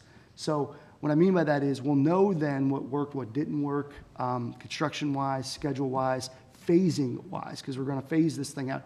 You're not going to be able to go rip out the entire corridor and take your merry old time and replace it. It's going to be phased very orderly to try to keep these businesses open when we move down to Main Street. So we felt 2nd Street was a great place to start that. We also knew then we're going to get a lot of questions from businesses, and hopefully you all. Why are you on 2nd Street? Why aren't you on Main Street? Perfect. Now you're vested in the project, because I can answer that question. And now you're going to see what Main Street's going to look. No bump outs. So hopefully that's a benefit for everybody. But it'll have that red kind of paver look to it. 2nd Street is concrete underneath. We would probably be removing some of that concrete. Get a lot of reflective cracking, those things that makes issues for water main breaks. So, I mean, you're talking about a major overhaul. The north-south streets, Oak, Elm, Lafayette, and Cedar will be improved after this initial phase. So we'll roll this out 2025, but your intersection will be done. It should make it a lot easier then as we go north and south in between the blocks, years 26, 27, 28, so on and so forth into the future. So again, this is essentially our marketing plan, I guess, to try to get the public aware of what's going on. We currently do have an RFQ out. We actually just received those responses back, and we're going to be working with a consultant on a contract that I hope to have in front of you in the next month or so to start designing this. We've already done the survey internally on 2nd Street, and we have the plans for Jefferson Street from when George Butler did those back in 2010. So we hope this will move pretty quick. And again, we're looking at after Christmas in 23. So it's a big deal. It's going to be a lot of headaches. So stick with us. John, would you do every other, like going down 2nd Street, would you do every other intersection? Or would you do the 2 to the east and the 2 to the west? That's a great question that I can't answer at this time. We have to look at all those pros and cons. One of the biggest things that I want to make sure we get is in between the intersections, because 2nd Street doesn't have as many businesses, right? It's not as condensed. I get zero lot line. So, we're going to be creatively thinking about how do we handle that. Like, do you go from, if an entrance is here, do you rip out the half to the left, that way that they can enter from the right, and then flip everything over? See, that's why phasing is going to be pretty important. But I don't think at this time I can quite answer that question. I mean, traffic, there's a lot of construction going on downtown, other areas, that all plays into that. When we replace all this, I see we're not gonna do the bump outs, thank God. But what about, the pavers back? Are we just gonna stamp concrete? Look like pavers, or what is the plan there? We don't need pavers again. Well, I don't know. We went back and forth on that. Stamped concrete was definitely on the table. The problem I have with stamped concrete is if you ever got to do a utility cut into it, you're never going to get it to look the same. No, true. Pavers you can literally pick out, put back in. We would have a stockpile of pavers, which we don't have now. We would have those out at we'd store those basically. But the pavers on Jefferson are doing fine, relatively speaking, and the ones you've seen down there have lasted since the 80s. I mean, I don't know how you can really argue with that kind of performance. But again, as we go through this with our consultant, we'll get to hear some more things, and I'll brief you all on that.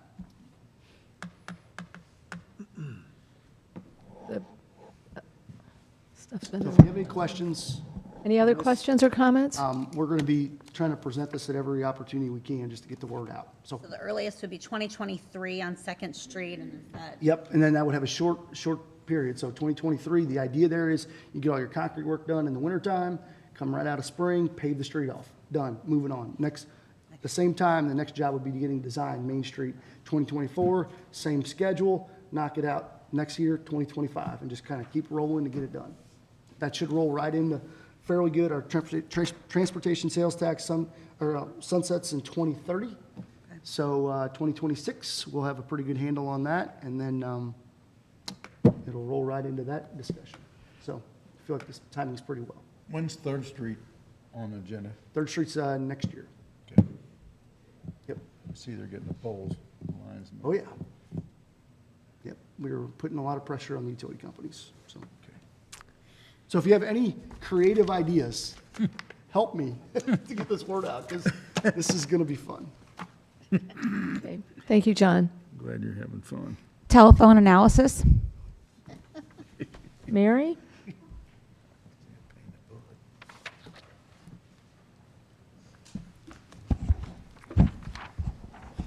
Okay. Over the last couple of years, I've been working with city staff to help save money in regards to telephone expense. And it's been a couple of years, but we have some really good news. And I would pull it up, but by the time John got it pulled up, it would take a while. No, I'd have to log into my desktop and stuff. But included in your packet's a visual graph that kind of helps to summarize it all. But I wanted to, we're actually seeing the rewards now, and we have one full fiscal year that's complete with all of the changes made. So we can actually see the full benefit of the savings. So just to recap what we've been doing over the last 2 to 3 years. Originally, we disconnected some unnecessary phone lines from communications. We moved fire alarms and city alarms to a wireless system. We moved the city phone system to an in-house system using NOC as a phone provider consultant. And then we also paid Spyglass to clean up remaining phone lines and negotiate a new contract with AT&T. So we began this process in fiscal year 2000, at the end of fiscal year 2018. So fiscal year 2016, 17, and 18, we were spending just under $500,000 in telephone expense and for our fire alarms. And then in 2019, when we started that process, we disconnected the unnecessary phone lines. We dropped down to right at $200,000.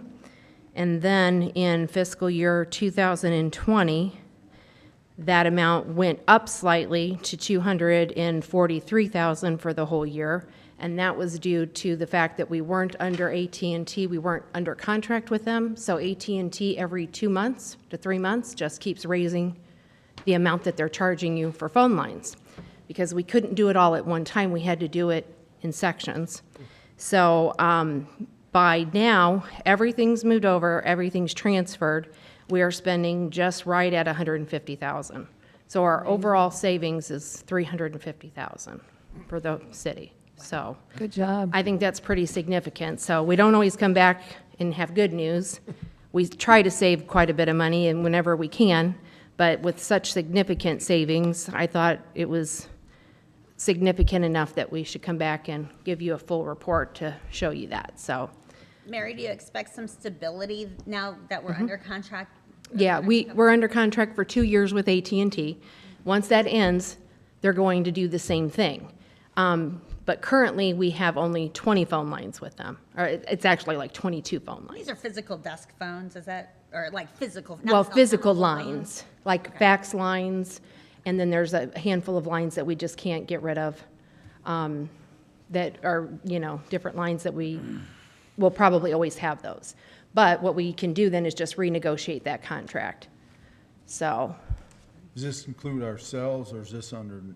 yeah, this is total phone expense, but that's totally Can you kind of a negotiate separate my thing. cell phone bill? Well, that's totally, that's separate too. But Yeah, I remember when we started this, and it was awesome. like, Mm-hmm. it was just like Well, that's what's good, 'cause, crazy. you know, you came and presented this a couple Mhm. of years ago, and I think it's so good to come back and let us. Yeah, thank you for know, coming and back. we get a number of those Sure. where we're asked to approve something that somebody thinks is gonna really save us some money, so it's good to hear it come back and say how it did, so. yeah, and lots of credit goes to Lisa, who started and she helped, and then Tim Frankenberg, he headed the alarm system. And then Matt Cheney, he helped a lot on the NOC end with trying to get all of the lines changed over. He had some issues with that, but, I mean, it's all complete We now. made it through, right, Tim? Right. I know. Good. Yeah, But, good news. and then also Christy Mingle with Spyglass was very instrumental in working with AT&T, because I know in the past with our past IT people on staff, it was very difficult working with AT&T, so I didn't have to directly work with them. She had the connection, so, and we did, I think we paid them, I believe it was $40,000. Yeah. And that seemed that was a lot at the I remember time. you I and mean, I we were talking like, about oh that my debate. gosh, is this gonna cost that? Not looking But good. now you can see that it really did pay for itself, so All right, very it was a good. wise investment, so. Well, thank you. Thank you for Very good. making the report. Good job, Thank you Lisa. very much. And Pat Gee, this I will, is, I'm sorry. go ahead. Just to jump in, I want to, item number 14, the senior parade, that is in, we determined that today, was that May? Or- May. Correct. So there's a question mark on the ordinance, just so everybody knows that's May. Okay. Are there any, But this is the ordinance that's been talked about for quite some time with our traffic committee, and trying to go ahead and come up with a process, trying to recognize those events that historically have requested to close down the streets. And then we have had, as we've stated before, I think to you, a lot of requests recently, probably within the last year or so, for additional street closures for events. And so those would have to come to you as a city council. We would put those on the agenda, probably under consent agenda, item, for you guys to go ahead and approve at that time. The rest of it, it would still go through the traffic committee. They would review that for purposes of safety. Mark, Chief, and John are all at those meetings, and provide their input. But then it would have to come to you for ultimate approval if it's not listed on this list, 1 through 20. Just a question of clarity, so for example, I think sometimes like the fair parade is actually like the last Sunday of July. Does the month specified here matter? We try to just do months, because it's very difficult to go by actual dates because it changes every year. And so I think if it's listed on here, it's covered. Awesome. So will these organizations still have to contact the city to get the streets closed? Or are you gonna Yes, they assume don't they're done? automatically. Okay, this is not an automatic No, done. Okay. no, it's, there's, They won't fill out the form and come to council. right, they don't need your special approval to go ahead, or council approval. It's pre-approved, you're on the list. All the other ones, though, There's would one have to come to you. council. Yeah. These, The the ones on 20 the that you list. see. Listed. yeah, will The 20 not. that you have listed. But if somebody wanted to do a block party, that will come to you. After it goes to traffic committee. That's correct. Correct. I think that John has an application process that you can see within there. It's pretty detailed. And of course, now I'll give you an example. One that would have to go before you then would be the one that I can't remember the exact name of it. It was a Nightmare on Elm Street this Nightmare past Saturday? off Elm Street. Nightmare off Elm Street, I apologize. No. So that's an event then that would make their application, go through the traffic committee, and then come to you for approval. Any other questions or comments? An ordinance amending the code of the City of Washington, Missouri by adding thereto a new section 305.090. Wessels? Aye. Hydrich? Aye. Scornia? Yes. Pettit? Yes. Solentrop? Yes. Reed? Yep. Holtmeyer? Aye. Patke? Yes. By your vote, you approve the ordinance. Thank you. An ordinance amending section 600.020 of the code of the City of Washington, Missouri relating to Sunday alcohol sales. Pettit? Introduced by Councilwoman Pettit. I think we discussed this in the workshop. This is just to coincide with the state law. You can drink earlier and later. You can drink earlier and later on Sunday. There you go. Okay. Purchase earlier Purchase, and later. yes. This down. And just look at it. So anyway, And just look at it until later. any questions or comments? An ordinance amending section 600.020 of the Code of the City of Washington, Missouri relating to Sunday alcohol sales. Wessels? Heidrich? Nay. Scornia? Yes. Pettit? Yes. Sullentrup?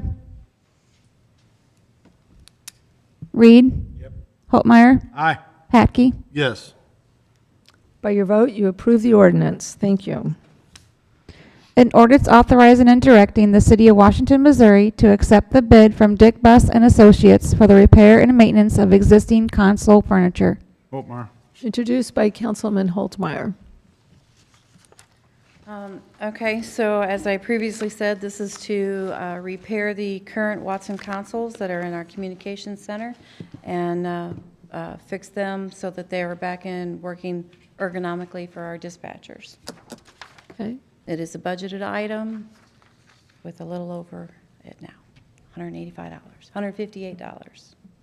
I'll have to have a bake sale or something. That's not a bad thing. Comes out of her check.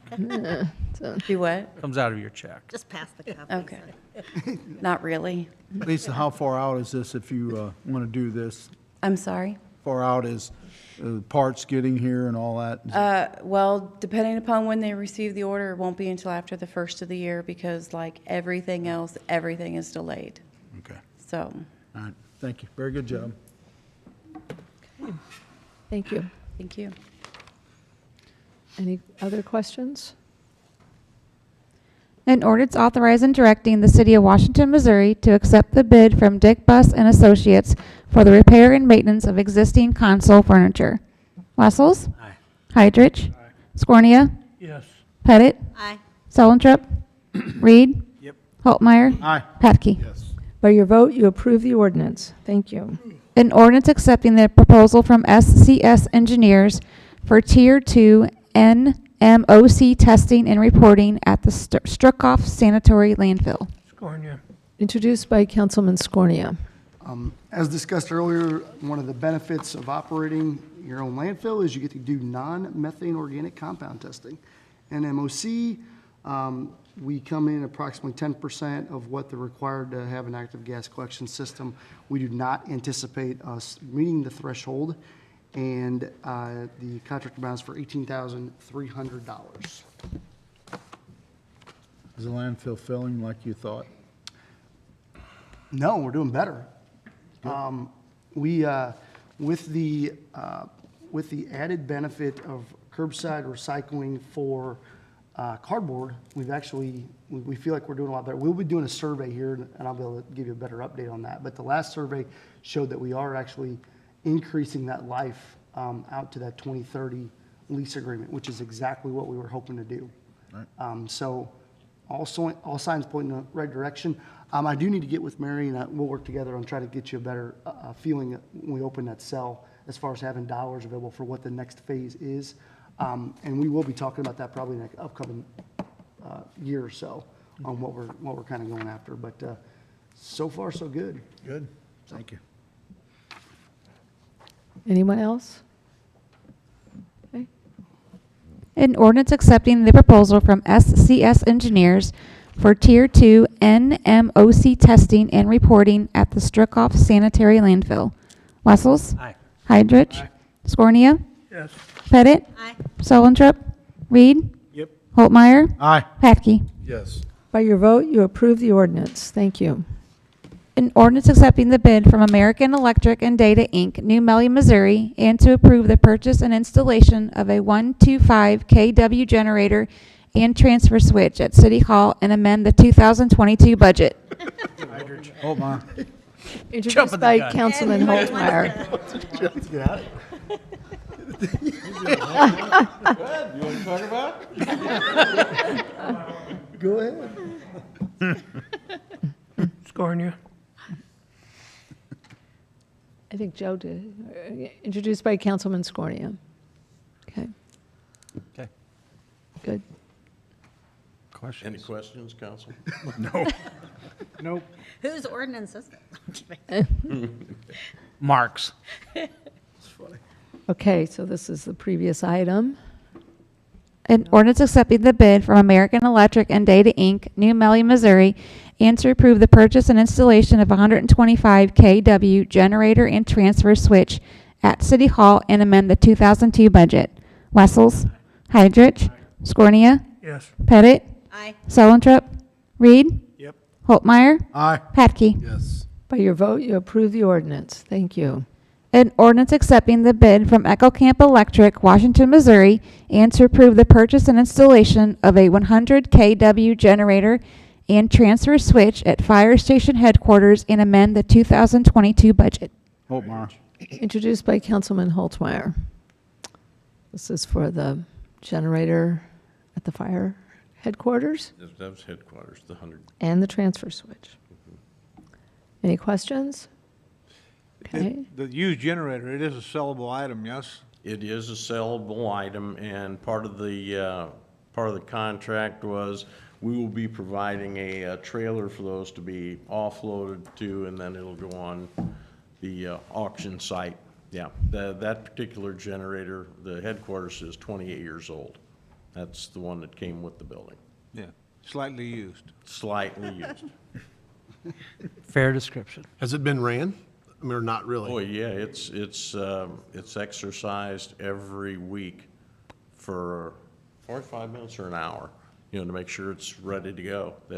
All the generators within the city are exercised. I'm sorry, on load, yeah, good point.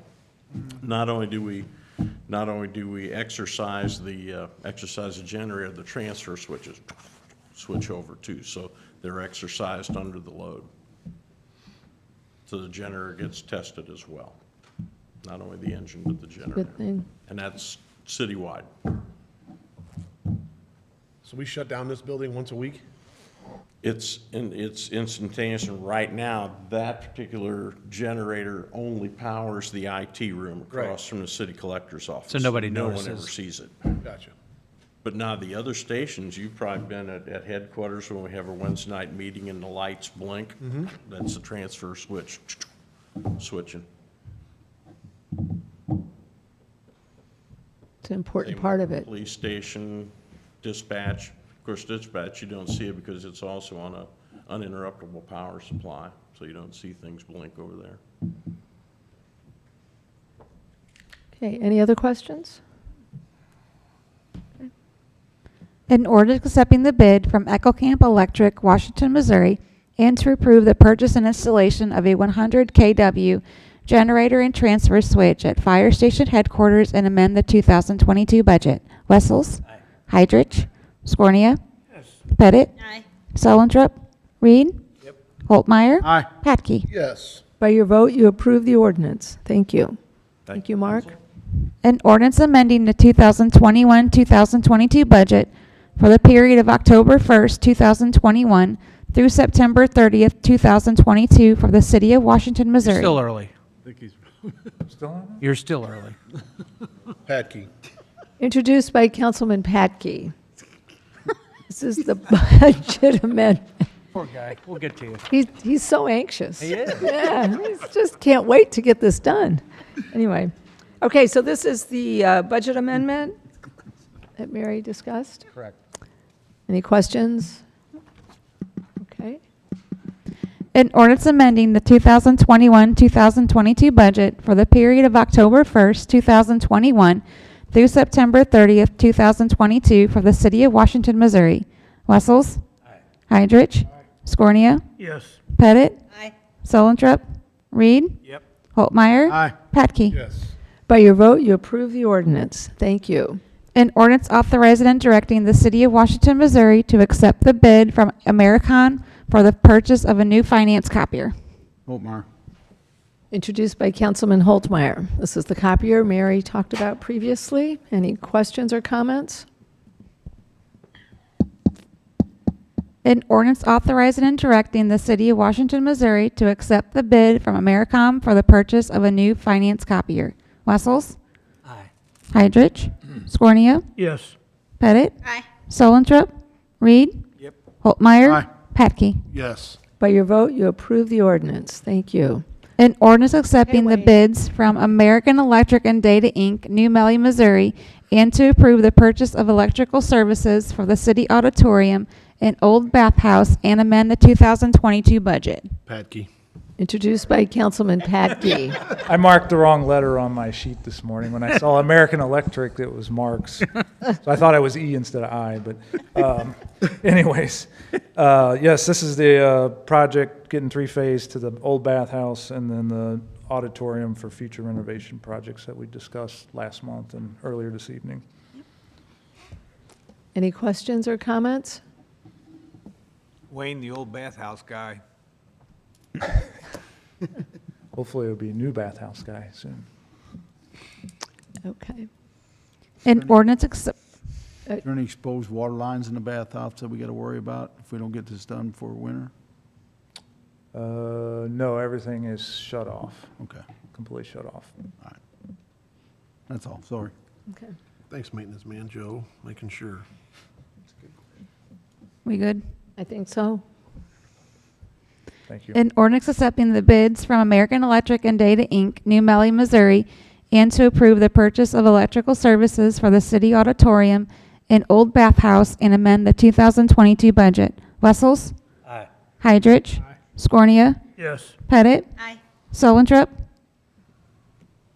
Reed? Yes. Holtmeyer? Aye. Patke? Yes. By your vote, you approve the ordinance. Thank you. An ordinance accepting the bid from Oakley Fertilizer, St. Louis, Missouri, and to approve the purchase of bulk rock salt by the city of Washington, Missouri. Patke. Introduced by Councilman Patke. Good evening, council. This is what we spoke about in the workshop. This is our salt bid for this year. Any questions or comments? I hope you don't need any of it. Yes. Wouldn't that be nice? Second that. And if we do need it, you're going to get 1,000 tons, right? Then we get the 71 price. You're not going to get an emergency 500. We may not need it. I mean, Yes. if we need that, yes. Right. You store this out of Chamber Drive? Yep. And did we sell any to the county last year? Do we sell any to the Yeah, county? we had the bid that we got for them last year. We did not sell any to the county. no. Okay. We didn't give any to the county either for them. No, but I mean, we had gotten a better bid than them, and they were under our contract. Actually, I think last year. they were our- slightly cheaper than us. Last year, I think they were up, just like $1 or $2. The year before, we were substantially less. We used to co-op together, right? And we We didn't did. last year. Yeah, the county used to go out to bid for all the municipalities in the area. The reason why we kind of got away from that is there was a year where the bids were kind of getting late in the year, and we were low on salt, and we were concerned, so we had to go out it alone, and that's kind of what started this whole process of doing it alone. So the first year, I think we came in almost 10 to 15% less than them. Last year, it was pretty close. I mean, they were a little bit less, and then this year, we're, I think, about 8% less than them. So it's worked out pretty well for us. Okay, any other questions? An ordinance accepting the bid from Oakley Fertilizer, St. Louis, Missouri, and to approve the purchase of bulk rock salt by the city of Washington, Missouri. Wessels? Hydrich? Scornia? Yes. Pettit? Aye. Solentrop? Reed? Yep. Holtmeyer? Aye. Patke? Yes. By your vote, you approve the ordinance. Thank you. An ordinance authorizing and directing the city of Washington, Missouri to enter into a sales contract with Van Deventer Engineering for the complete rebuild of Westlink Lift Station. Pettit. Introduced by Councilwoman Pettit. Okay, Kevin briefed you on this need at the workshop.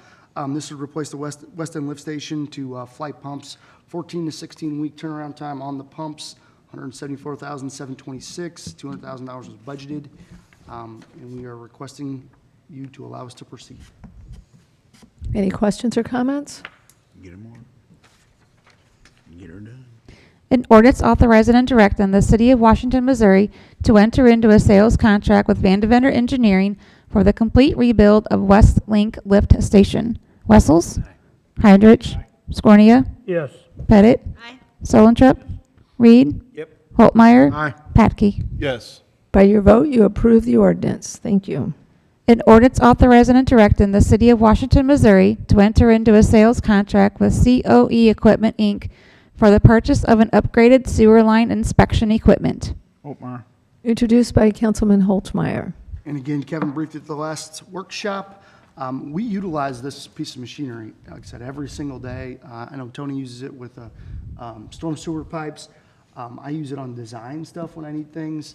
If there are contractors that have sewer backups, for example, and there's a connection that maybe be disconnected, or homeowner for that matter, we utilize it on those type of things. So it's a very important tool.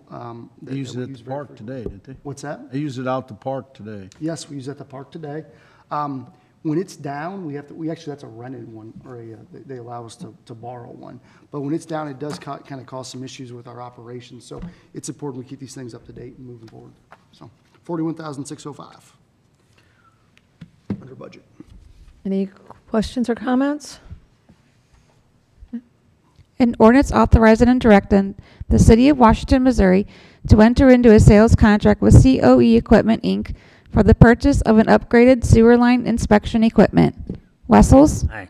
Heidrich. Scornia. Yes. Pettit. Solentrip. Reed. Holtmeyer. Aye. Patke. Yes. By your vote, you approve the ordinance. Thank you.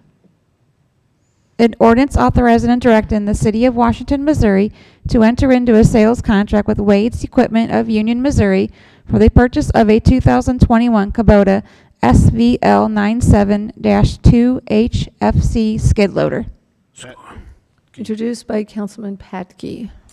Again, Kevin briefed you at the last workshop. This is a new Kubota skid loader for the water department. The old skid loader will go to the wastewater treatment plant. $67,911.73. It did come in under budget. If you have any questions, I can answer them. Okay. Any questions? An ordinance authorizing and directing the City of Washington, Missouri to enter into a sales contract with Wade's Equipment of Union, Missouri for the purchase of a 2021 Kubota SVL 97-2 HFC skid loader. Wessels. Heidrich. Scornia. Yes. Pettit. Solentrip. Reed. Holtmeyer. Aye. Patke. Yes. By your vote, you approve the ordinance. Thank you. An ordinance authorizing and directing the City of Washington, Missouri to enter into a sales contract with Wade's Equipment and Union, Missouri for the purchase of a 2021 M6-141 DTC-F four-wheel drive farm tractor. Holtmeyer. Introduced by Councilman Holtmeyer. Again, Kevin briefed you on this. This will allow us to continue to land apply our sludge. One thing he did not tell you is the treatment plant's operating at approximately 55% of its capacity, which is fine. There's nothing wrong with that. But as we add new businesses, new homes, obviously we have to treat that sludge. So the land application of said sludge will just continue to get more and more. So this will assist us make sure we can do that very efficiently and effectively. And if you have any questions, I can try to answer them. Any questions? Okay. An ordinance authorizing and directing the City of Washington, Missouri to enter into a sales contract with Wade's Equipment of Union, Missouri for the purchase of a 2021 M6-141 DTC-F four-wheel drive farm tractor. Wessels. Heidrich. Scornia. Yes. Pettit. Yes. Solentrip. Reed. Holtmeyer. Aye. Patke. Yes. By your vote, you approve the ordinance. Thank you.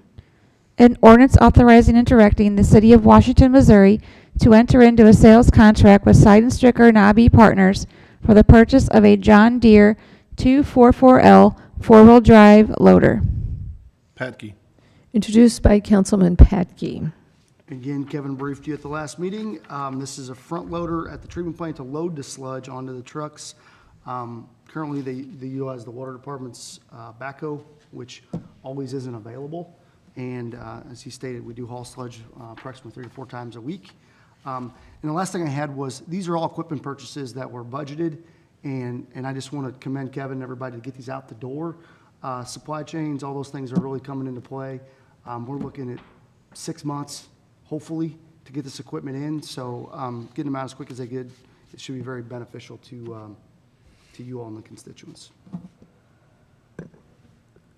Any questions or comments? Okay.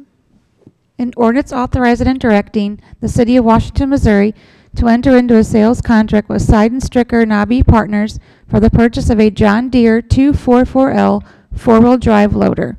Wessels? Hydrich? Scornia? Yes. Pettit? Solentrop? Reed? Holtmeyer? Aye. Patke? Yes. By your vote, you approve the ordinance. Thank you. An ordinance authorizing and directing the execution of a lease agreement by and between the City of Washington, Missouri and Grace's Place Crisis Nursery, Inc., a Missouri not-for-profit corporation. Introduced by Councilman Holtmeyer. Our lease agreement with Grace Place expired actually last month. I think we talked to you about renewing this lease. Mark put this together. I think these are for 2-year terms, and then for an additional 2 additional terms for 2 years each. Correct, Mark? Yes. And you also have the option to go ahead, I think within, I'm looking for it, but I think we talked about this, that it's, either party can get out of this within 90 days, is that correct? 60 days, isn't it? 60, sorry. That is the first, that's 2.3. Yep. Okay, any questions or comments? Okay.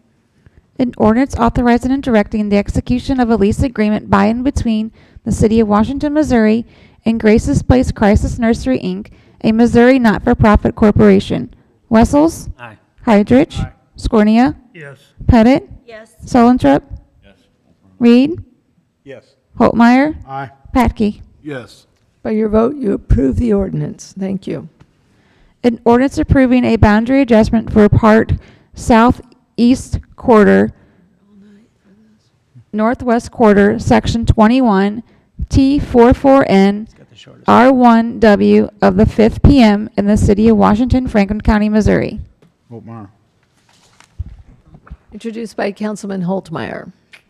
All right, good evening. This is a fairly simple boundary adjustment on West 5th Street. This is the dentist office, so just west of Moe's and the Elks here before Windy Hills.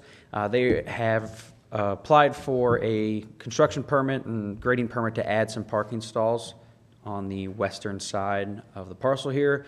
So you can see this is the old dotted line here. They're extending that out to the west, and so I just kind of highlighted that new area, and they're going to be adding some extra parking. So staff recommends approval, so no issues with this. Any questions or comments? It's a lot easier when you put those colored pictures in there. It's, Yeah. Okay. Good.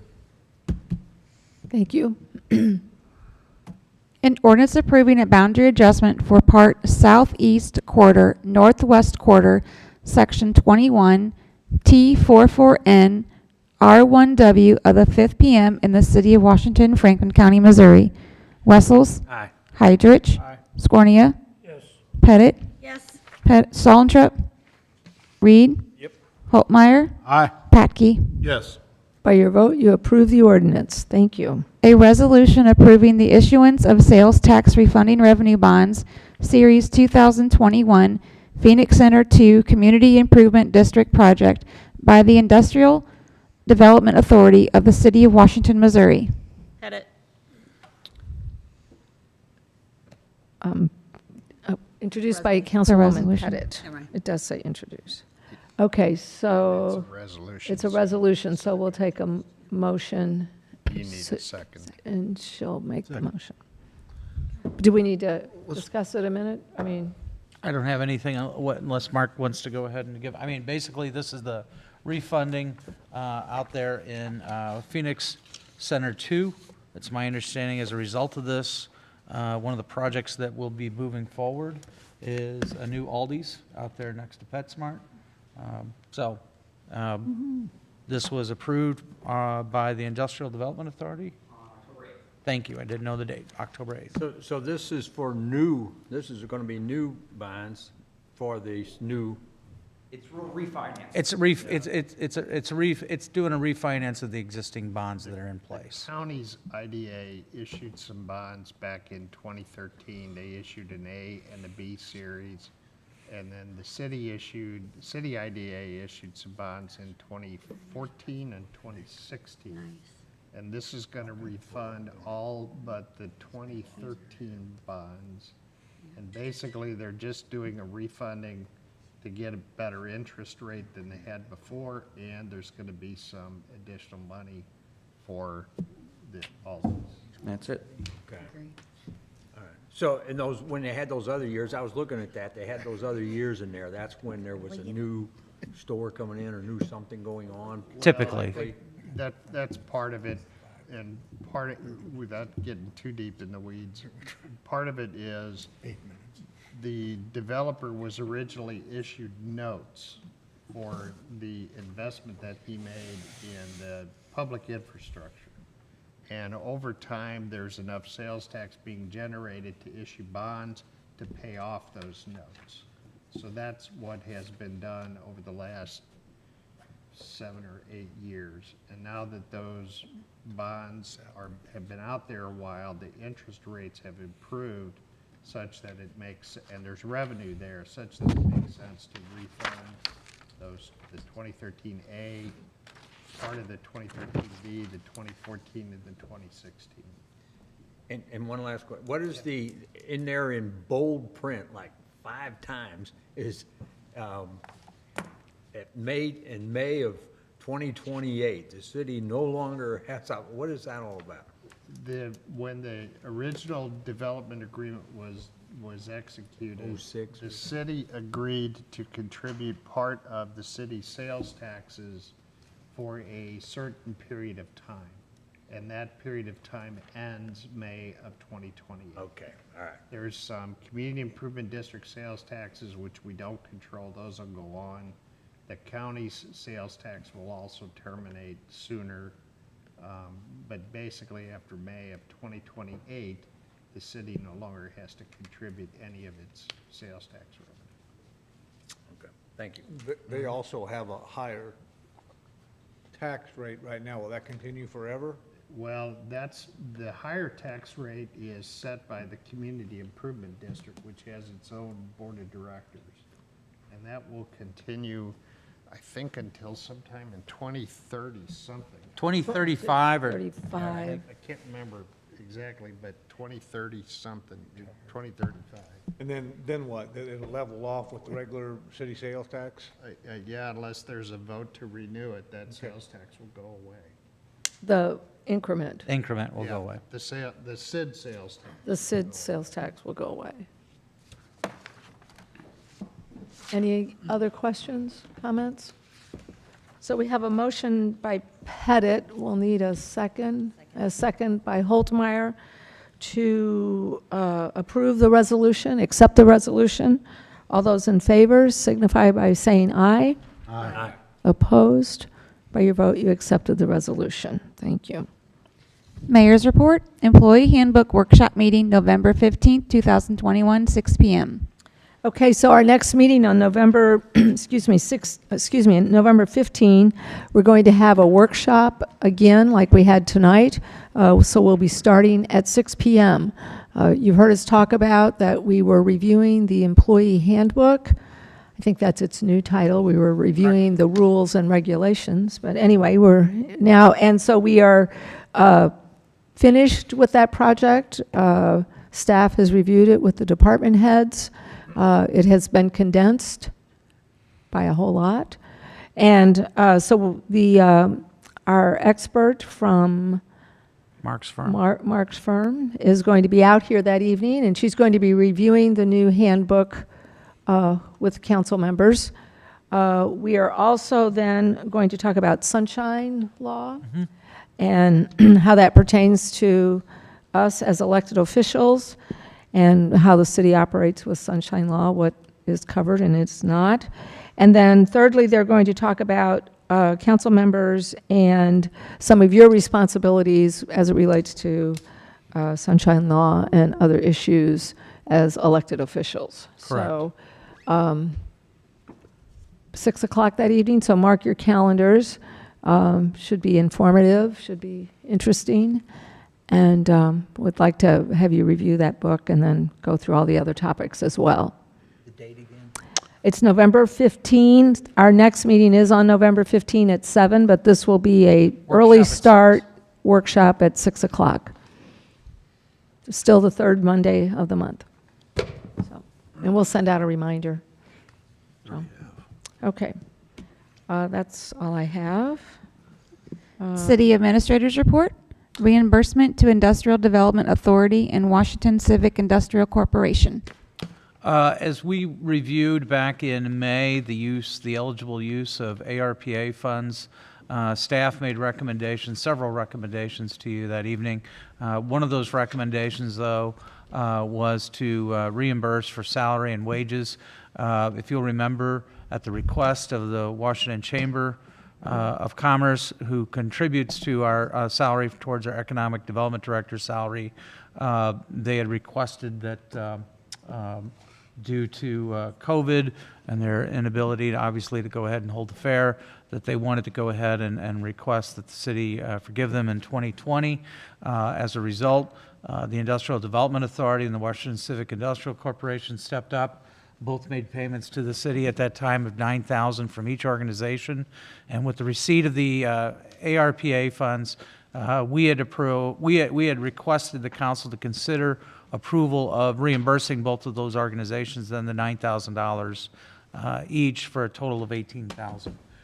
If you're in agreement with that, I will have an ordinance prepared at the next city council meeting for that. It's also my understanding that I know that there's some marketing that's going on with Sal and the Chamber, and I think, excuse me, IDA and both WCIC, I think, are going to be utilizing those funds to go directly towards the marketing campaign. Yeah, so we have, it's on the paper, there was, the Washington Ambassadors went out for proposals for marketing firms to do a Plan on Staying campaign in the bi-state region, even beyond, if we have a marketing firm that gives us ideas why we should even go larger.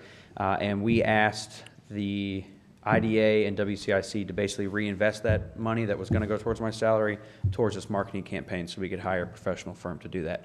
We received 4 bids last week, and we're meeting tomorrow actually to set up interviews with all those firms. So hopefully that ARPA money, or not hopefully, I think it's good that ARPA money is not only going to reimburse that, but then being reinvested to hopefully beef up our workforce. And Sal, both the IDA and WCIC have authorized the use of utilizing these funds Correct. once they're reimbursed towards that, correct? Correct, yep, they've both voted and approved that. So that money will go to good use. So with your approval, council, I will prepare an ordinance for these funds to be expended at the next council meeting. You need a motion for that? I do. So moved. Second. Okay, we have a motion by Wessel, seconded by Pettit, to authorize a letter, an ordinance for refunding the money. How's that Correct. sound? That sounds good. All those in favor signify by saying aye. Aye. Opposed? By your vote, you've passed that. Also, I would like to say John stole a little bit of my thunder earlier, but I'd like to commend all of the department heads. As you saw tonight with your agenda, you've got a lengthy agenda of trying to go ahead and we all know the lead times, so they are staying on top of it to try to go ahead and not have any disruption of services and trying to keep up with kind of the crazy supply chain world that we live in. So thank you to them. They're doing a great job with getting those to you, in front of you in a timely manner. So just wanted to tell them thank you. And I'd like to also back up a minute, and we did close on industrial land on Wednesday. You probably heard about that, but it was quite the morning, quite the day, and the 353 is now the proud owner of the 115 acres, right, of the Waterman Farm, and it was a long time coming, and I would like to commend our team here at the city who worked tirelessly. I mean, we've been at this for at least 5 years, maybe more, and our team did a good job. They did a lot of thinking outside of the box, and we were able to get that completed. So I don't know if you've seen our new website. but also we're already marketing the land. So anyway, it was pretty exciting. The last time we purchased land was in 2000? 1999. 1999. All right, the Heidman Industrial Park, so. And that was 200 acres, roughly. Yeah. So you have 10 years now to get this sold. Sal committed to selling it all in 3 years. All right, sounds good. It was exciting. Big move. Okay. I do have one item for you in executive session. Council comments? Yeah, I'd like to congratulate the Washington High softball team for winning the state title. Yes, wasn't that That's exciting? really a neat thing. We should get a resolution for them, I think. We will That'd be nice. definitely do that. I would like, Tony, I know it's in our information, but the leaf pickup situation, I know we're starting pickup today, but there's no leaves on the ground right now, or at least there's very, very few. Are we still going to go ahead with pickup? We're proceeding. We probably got about a little under halfway through the city. A few piles out there, and it's ironic because it's the exact same week we did it last year. Right. And last year was the exact opposite. There were leaves everywhere, so we'll smooth through pretty quick, even if we want to double back on a couple we had today with cars parked in the way, because people were like, wow, would you got here so quick, you know? So we'll do that, and then we've got a couple other projects in between. Deer season comes up, Christmas lights come up, then we'll jump into the second round, so. Okay. Yep. It's an exact science. Anyone else? It's an exact science. Yeah, It's exact. Promise. Which is why we're so good at it. All right. City Attorney's Report, public vote on whether or not to hold a closed meeting to discuss personnel, legal, and real estate matters pursuant to Section 610.021 RSMO 2000. Wessels? Aye. Hydrich? Scornia? Yes. Pettit? Aye. Solentrop? Reed? Yep. Holtmeyer? Aye. Patke? Yes.